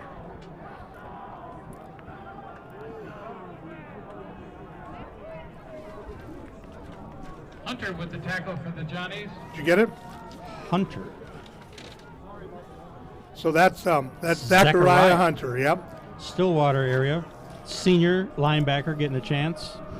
His high school coach knows a little bit about linebacking at St. John's, Bo Labor. Pass is complete on the far side. I believe that was Gunnar Bryant, who's the H-back, and first time we've called his name today. I think Bo Labor is still the Pass only complete to Bryant. linebacker to score 2 touchdowns in a game. They have Give off the right side to Rublik. He gets it out to about the 27-yard line, and that is probably the final play of the third quarter here. We got a little extracurricular activity going on, yeah, that was but we're going to run the clock out here. So we have reached the end of the third quarter. Our score is St. John's 42 and Monmouth 9. St. John's has 21 points, 3 touchdowns here in the second half to kind of blow this one open. It'll be third down for Monmouth when we start the fourth quarter. And now it looks like it started to snow a little bit harder again. And I have seen some people starting to head for the exits. looks like Can't say as I blame him. Mark Rogalski for St. John's, defensive back, sophomore, 6 foot, 205, from Eden Prairie, played at St. Thomas Academy. As I said, was starting earlier in the year, and then had some kind of medical issue that caused him to miss a couple games. So in his absence is when Jack St. Fleur stepped in and ended up being an all-conference player. How's the kid from Eden Prairie get away from Mike Grant, the head coach at Eden Prairie, and end up at St. Thomas Academy? I have to give Mike a call and ask him how that's happening. Because he hasn't done very well. Mike hasn't done very well at Eden Prairie. No. I just assumed that the academy just ran a bus out there for him. Otherwise, I don't see how he gets away from Mike. We were talking earlier about the catch that was made, the one-handed catch for St. John's. And Mike Grant made a catch like that in like 1978 that I remember at St. Cloud State. So this is a give off the left side, and I think went across the 30 for 31 Getlicker for thinks first he down. has the ball, and so does Charlie King. And But the no. refs say no. No. Nice try. Yeah. Peyton Getlicker from Mankato West started as a freshman, then missed his sophomore season. Nice to see him back. He's more of a, I don't know if you want to call it a monster back. He was a defensive back. They list him as a linebacker, but he's sort of that monster back. He's out single coverage on a wide receiver. Team takes the snap on first down, throws, and the catch is made on the near side by Lucas Kessinger. Coverage over there for the Johnnies was by Blake Simonson, but he just watches him run out of bounds at the 48-yard line of St. John's. Kessinger having a good day for the Scots Pass today. complete to Kessinger. And again, probably as we looked at the wide receivers, the one we thought was least likely to do that. Right. What did I say, 10 catches coming into today or something like that? And So, he's got at least 5 today. Yeah. We do have the third quarter stats. We could actually look at it. Well, he had 3 receptions prior to that one, so he's got 4. Oh, Long throw by Deem, and is it picked off? yes. Intercepted by St. John's. Peruka with the interception for the Will Johnnies. Peruka.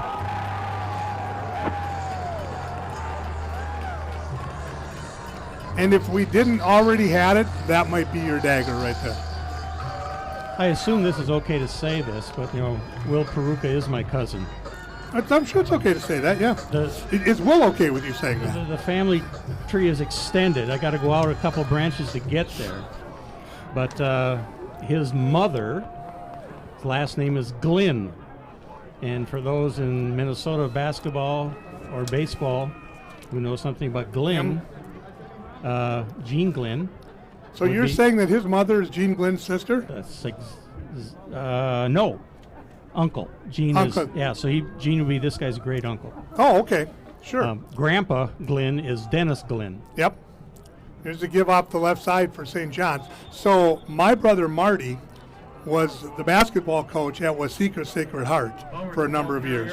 He coached all the older Glynns, and then when Gene was an 8th grader, the last year that Sacred Heart was open, my brother decided not to bring him up to the varsity. Great coaching move, right? Gene only ended up being Mr. Basketball. So they close Sacred Heart. Joe's a senior, Gene's a freshman. They go to Waseca Public. Right. And Manny Beckman managed to make pretty good use of those two guys.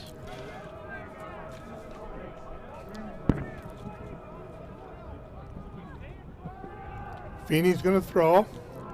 Oh, he's airing on it the out. right side, and the catch is made over the shoulder by Dylan Wheeler. Oh, my. Yep. One other St. John's connection to the Glynn family is in one of the greatest point guard matchups I've ever seen in the NAIA District 13 championship. The game was played at Mankato State. Gene Glynn was the point guard for Mankato, and a guy by the name of Pat McKenzie Sr.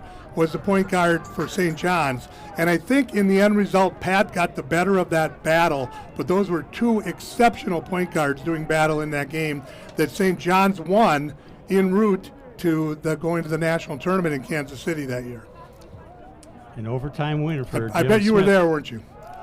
Or not? Give off the right side. I was, but Caden Wheeler on the run. I was not. Okay.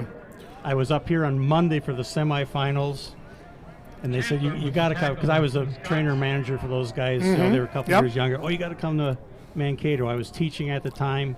It was just too far, so I listened to it on the radio with the signal going in and out. Yeah. Yep. Well, the old gym in Mankato, you couldn't have put 3 more people in there, and it was a phenomenal game. And of course, Pat McKenzie Sr., the father of current St. John's basketball coach Pat McKenzie. Open or empty backfield again. Yep. Blitz. Feeney to throw. Ball tipped away at the line of scrimmage, incomplete. It'll be 3rd down. Well, Monmouth certainly not backing down. Dialed up a blitz there again. And as we said earlier, the blitz has been effective for him. You know, I think it's the Johnny offense has obviously played well with 42 points, but this is a Monmouth offense that basically had their way with every opponent other than Wartburg, and St. John's has held them to 9 points. Feeney back to pass on 3rd down. Throws right, Wheeler with the catch, cutting in at the 30. Now running cross field, picks up a block. He could go. He's to the 10-5. Touchdown, St. John's. That's a 42-yard catch and run from Trey Feeney to Dylan Wheeler. Fantastic field vision by Dylan Wheeler there. He just kept going, waited for a couple blockers. He was going east and west before he got going north and south again, and just outran him into the end zone. So again, a great offensive effort, but boy, you got to credit the St. John's defense in this game as well. Yep. Yeah, Monmouth's got to be scratching their heads. You know, I mean, the defensive effort that they put up all year, and even against Wartburg, it was 21-7. That game was 7-7 going into the late in the 3rd quarter. Well, so, they came in giving up like 6.5 points a game, right? Yep. I mean, yep.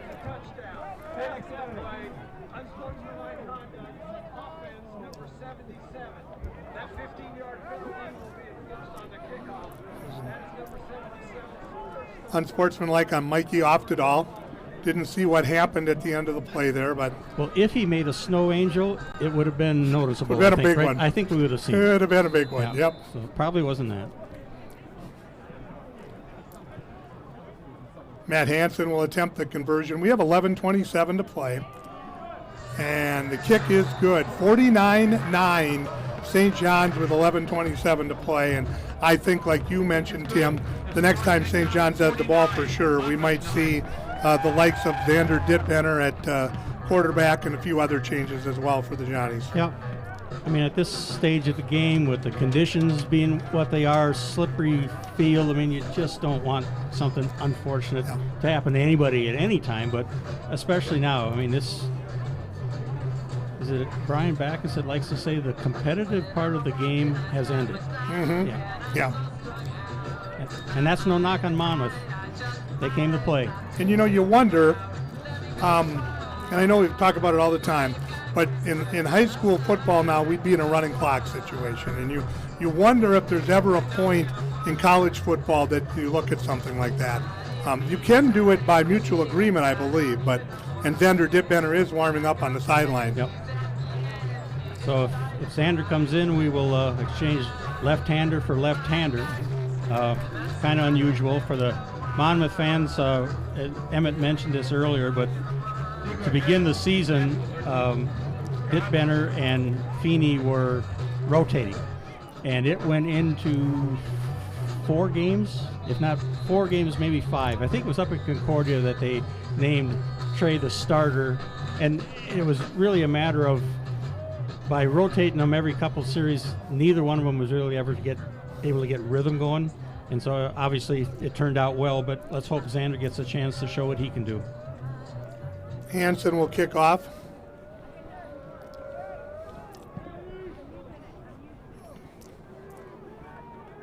This will be Samuels. Samuels tripped up near the near sideline again by a nice play by Zachariah Hunter. I don't know if he goes by Zach or Zachariah Hunter. And a good return there, out over the 40-yard line. What's going to be 43 maybe? Shorter kick under the conditions, not a surprise. See any changes on defense for the Johnnies? I see Tyler Smith out there at one of the corners. Well, I've got to get him. And Jawan Cockfield, senior, he's number 99. Here's the give straight ahead to Rublik. He was kind of stood up at the line of scrimmage, but he stays on his feet and crosses the 50 down to about the 47 for a first down. Smith with the stop for the Johnnies.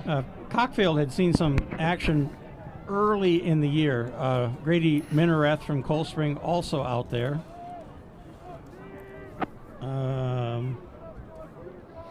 Melvin Wallace, freshman, 6 foot, 240 from Centennial. Deemed to pass on first down, and it's complete down the field.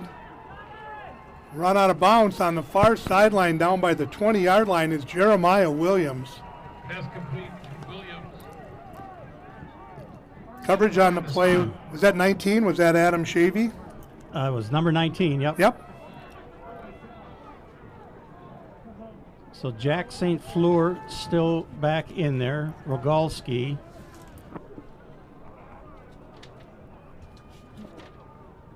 Back to pass is Deem. Ball's batted down at the line of scrimmage. I think that might have been Shavy who batted it down. Number 35, Tyler Smith, 6'1" freshman from Chanhassen, in at one of the defensive backs. Actually, you were talking before about Alex Harron. I think Harron may have deflected that ball. Harron the elder, right? Right. Alex is the senior. Yep. Yeah. I'm sure he'll appreciate that. Yeah. Well, elder doesn't sound, that doesn't make him sound old. didn't It makes say him old. sound wise. Yeah. Pass there is too high over the top of Mason Emmon. And it'll be 3rd and 10 now. Johnny's rotating out. Charlie King coming out now. Coverage for the Johnnies. So I think we're left with St. Fleur. Vincent Pine back there is our nickel. But by and large, we're getting to see reserves now.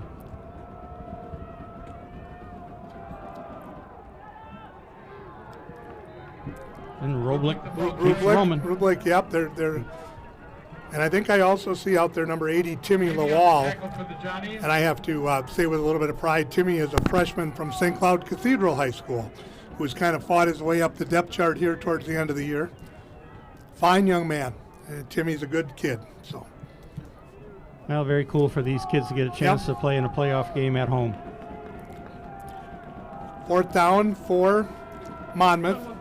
Clock continues to move with 9:36 to play.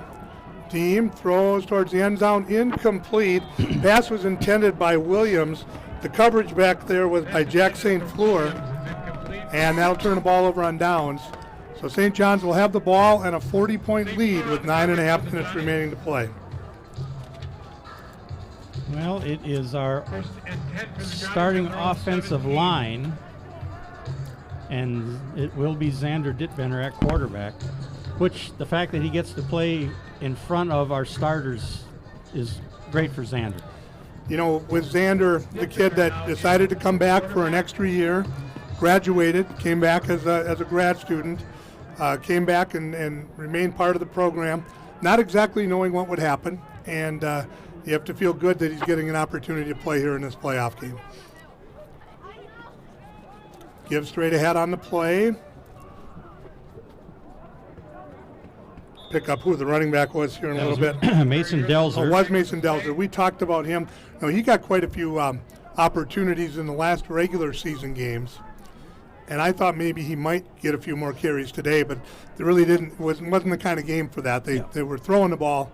You know, running was kind of an afterthought in this game for St. John's. One of our bigger running backs. 6'1", 210. No penalty on the Johnnies will move the ball back to the 6-yard line, I believe. No, that's not right. Back to about the 12-yard line, maybe? Yes. Yep.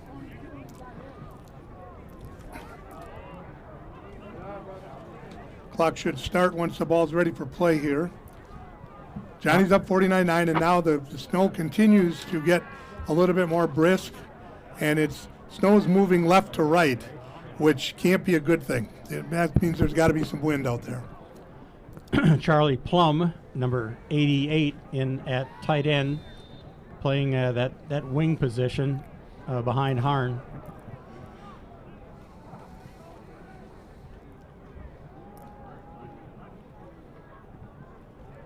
To give off the right side to Delzer. Not a lot of room there. Delzer, the ball carrier. Stop on the play was made by Nate Grull. Thomas Jacobs, number 6, junior wide receiver from Stillwater area. Boy, Bo sends a lot of guys here. Thanks for the pipeline, Bo. Gotta like that, don't you? You bet. 2nd and 19 for St. John's inside their own 10-yard line. Let's see if Xander gets a chance to show what his arm looks like. Give to Delzer. Delzer pushes hard to get across the 10, maybe the 12. He's pushed back by Derek Chandler, and it'll be 3rd and long for St. John's. With the stop for the Scots. Let's keep the clock running, right? I Yep. imagine we're just going to keep this on the ground. Hanson's going to get a chance to punt it, and then we'll get some more folks in on defense. Yeah, when you only dress 58 and you've got a few specialists, you really only have 2 strings on either side of the ball. Maverick Harper now enters the game at running back for St. John's. We haven't seen Wyatt McCabe, and I can't recall what his injury was, running back, but from Watertown, Minnesota. But St. John's takes a timeout here before the play clock runs out. Yeah, let's just make sure everybody's where they need to be and knowing what they need to do. Again, still the starting 5 up front in there, giving these reserves a chance to play with the the regular linemen. 7:40 remaining to play. 49-9, St. John's on top. It was 21-9, so the Johnnies have outscored Monmouth 28-0 here in the second half, which is exactly the way you would draw that up at halftime if you're in the St. John's locker room.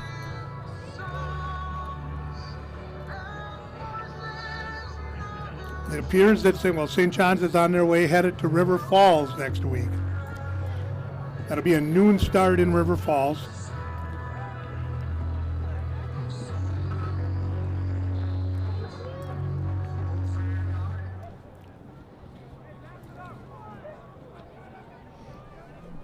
Platteville has defeated Alma 24-7. That's a final. Dick Benner is back to pass, throws down the middle of the field. He's got a man, and the catch is made. A diving catch on the play by Thomas Jacobs. Fantastic. His helmet bounced off as he fell to the ground, so he'll have to leave the field for a play by rule. But what a tremendous pass on the play from Dick Benner to Jacobs. The gain on that play is 49 yards down to the 39-yard line of Monmouth. Here are some interesting scores with 1:59 left. It's Wartburg 24, Wheaton 21. And with under 2 minutes, it's Whitewater trailing DePauw 26-23. Both those games are of interest to us, but they're on the other side of our bracket, the upper part of our bracket.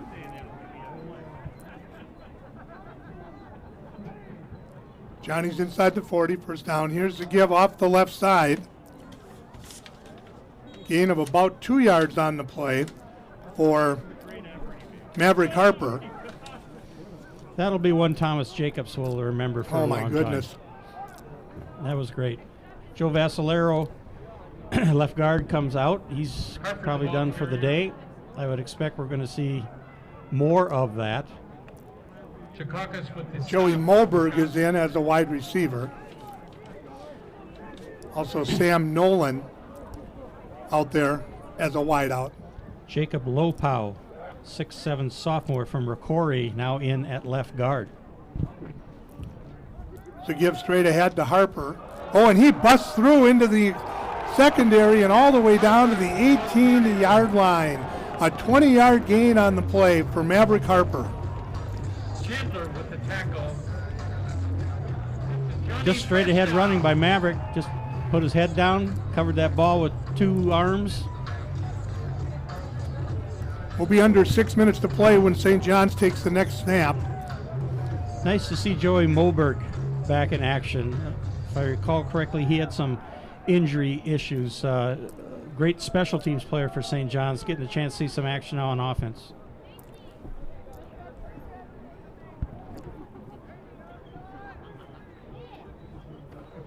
Again, Harper on the carry. This time he runs into traffic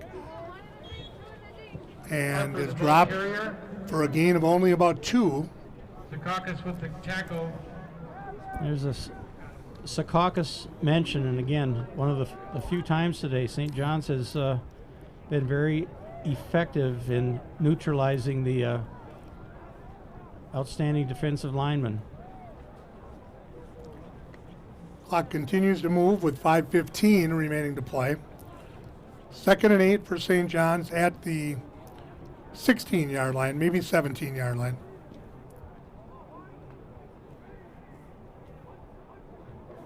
Tip Benner gives out the right side to Delzer, but I think we're going to have a false start here. Just looking across the sidelines to see, there is Full start on the offense, number 88, 5-yard penalty, 2nd down. Ethan James is on the sideline with his right arm in a sling. So as we thought, most likely a shoulder injury, separated shoulder, something like that on that. I can't recall now if it was a touchdown or the extra point. I guess it was a touchdown when he was injured. So his day has come to an end, and he is a senior. So give to Delzer up. Oh, there's a fake. What a great fake by Dip Benner. Good ball movement. His pass intended for Sam Nolan is incomplete, and it's 3rd down. Intended for Nolan is incomplete. Nolan, a 6-foot junior from Lakeville North High School. If Dip Benner's intention was to fool me with that fake handoff, he did it. Because I thought for sure that Mason Delzer had the ball there. You know, Zach was an accomplished baseball pitcher for Mankato West when he was a senior in high school and was going to come here and play both sports. He was going to play for Jerry Hogan in baseball, and then had a torn labrum, and that really, unfortunately, ended his baseball career.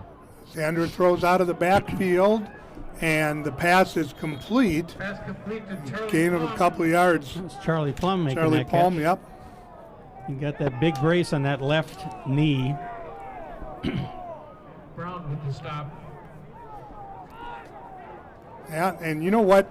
This is a good move by Gary Foshing, because you may get into a situation where a field goal like they're going to attempt here, you may need that to win a game, and you may need it in bad conditions to win a game. Hanson is So they're going to attempt a field goal. 37-yard field goal here. And again, hard to tell with the wind, but I think it's more at his back. Right. From the left hash, the ball's down, the kick is up. It's certainly long enough, and it is no good, wide to the left. Left. Yeah. So again, I think you've got to try plays like that because, you know, who knows what the weather will be like in River Falls next week, right? And who knows when you may need a play like that to win one of these games. Has a Wait, rule he had enough. of a 10-minute cooling off period after the game. No fans are allowed on the field for 10 minutes following the game. We also want to let you know there is no mass today in the Abbey Church because of the early start. Well, I understand the intent of the cooling off, 10 minutes, but it's just so antithetical to what St. John's does, where people come down on the field, mom and dad, brothers and sisters, grandpa and grandma, and they mingle and they linger.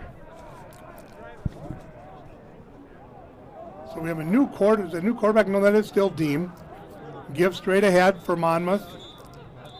And that's still The Rublik. ball carrier. Flag on the play.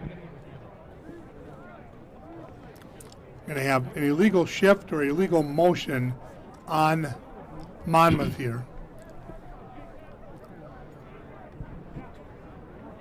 That was the linesman on the near sideline that made that call. Illegal shift on the offense, 5-yard penalty, repeat first down. Well, they had two guys moving at once, and neither one of them got set.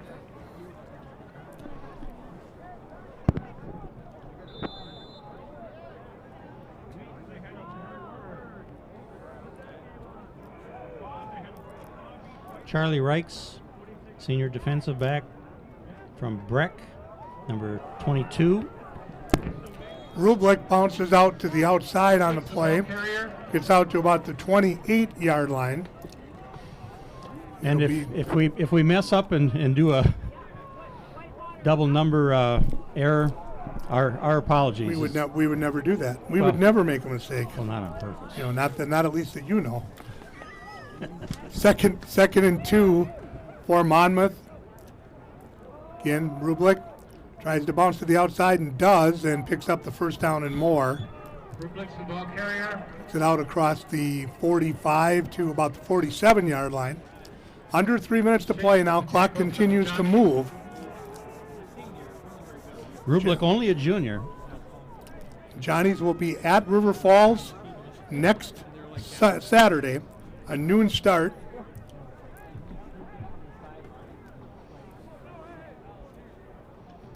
Assuming they will practice indoors here all week. Can't imagine Gary's going to bring them out here.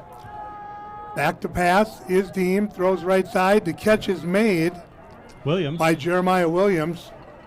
nice throw. Pass complete to Williams. Yeah, they didn't put the dome up just for decoration. No, they sure didn't. So next week in River Falls, the Foshing family is going to be, at least part of them will be a bit conflicted. Older brother Jim Foshing was an offensive lineman for the Falcons back in the day. 1st and 10 for Monmouth. Throw over the middle is caught. Catch again made by Williams. Pass complete to Williams.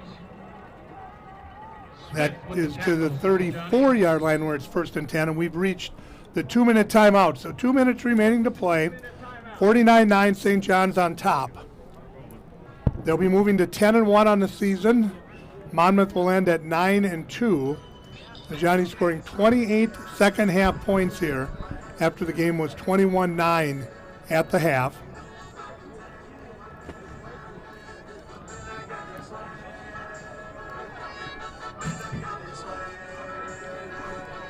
Tough to look over there and see Ethan James Yeah, it really is. kind of by himself, looking down. Certainly not the way he had hoped for his career to come to a close, but what a great player for Monmouth. 4 defensive touchdowns in one season. That's pretty amazing.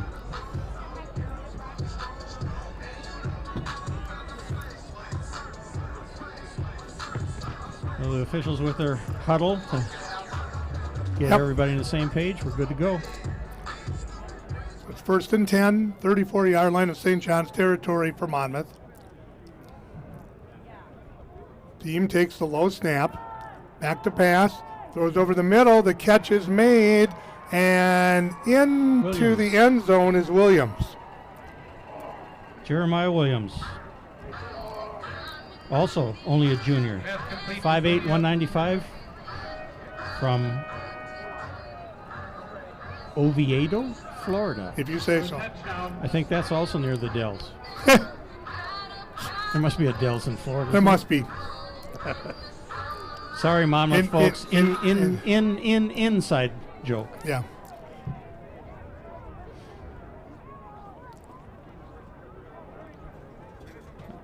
Actually, if I'm not mistaken, Monmouth is close to Wisconsin and to Iowa. It's kind of in that upper northwest corner of Illinois. 17 miles actually from the Mississippi River. Okay. And like 35 miles from Quad Cities. Okay. So, yeah. Yep. The throw on the right side is batted away on the attempt for the 2-point conversion. So with 1:52 remaining to play, it's 49-15 St. John's. And I'm guessing that once they receive the kickoff, that St. John's will kneel down and Monmouth will let them. And we will find our way to the end of the ball game. It would appear that St. John's has escaped this game without any injury to any of their starters. We haven't seen anybody helped off the field, anybody being tended to, other than, like I say, I saw Ian DeGrosse getting his hand taped up, but that seemed maybe just precautionary or replacing tape. You know, and that is huge this time of the year. Absolutely. Yeah. And in conditions like this, of course, maybe you don't know you're hurt till you thaw out. Could be. Could be.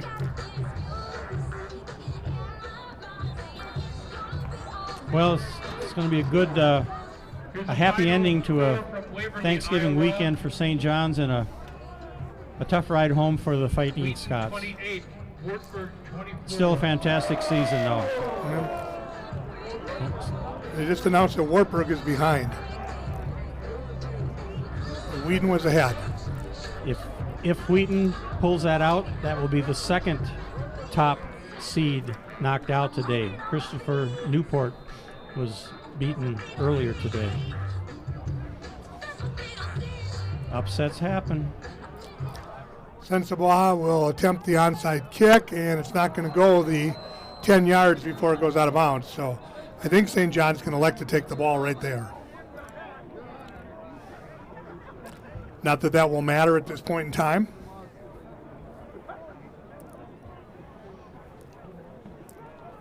And now we're going to see a complete replacement line. Can you imagine this phone call? The referee is David Flynn. His crew is out of Iowa. They get a phone call saying, On the play, offside, kicking team, kick out of bounds, kicking team. That penalty will be enforced 5 yards from the out of bounds spot. First down. so you get the call, guys, you get a playoff game. Oh, and by the way, you have to go to central Minnesota on Thanksgiving weekend where it's going to be snowing and 20 degrees. And on your way home, you're driving back through a foot of blizzard. snow. Yep. Driving back through a blizzard. Yep. So. But they love this game. Yep. Oh, I'm sure they're very thrilled to be here. I know a lot of officials, and they're competitive like everybody else, and they love to work games like this. But you know, you think about that, you get the call, and then you realize where you're going to end up. Maverick Harper on the carry on first down. They are not going to kneel the ball down here, it doesn't look like. But it doesn't look like Monmouth is going to try to stop the clock either. Brown with the tackle. 1:35 and counting remaining to play.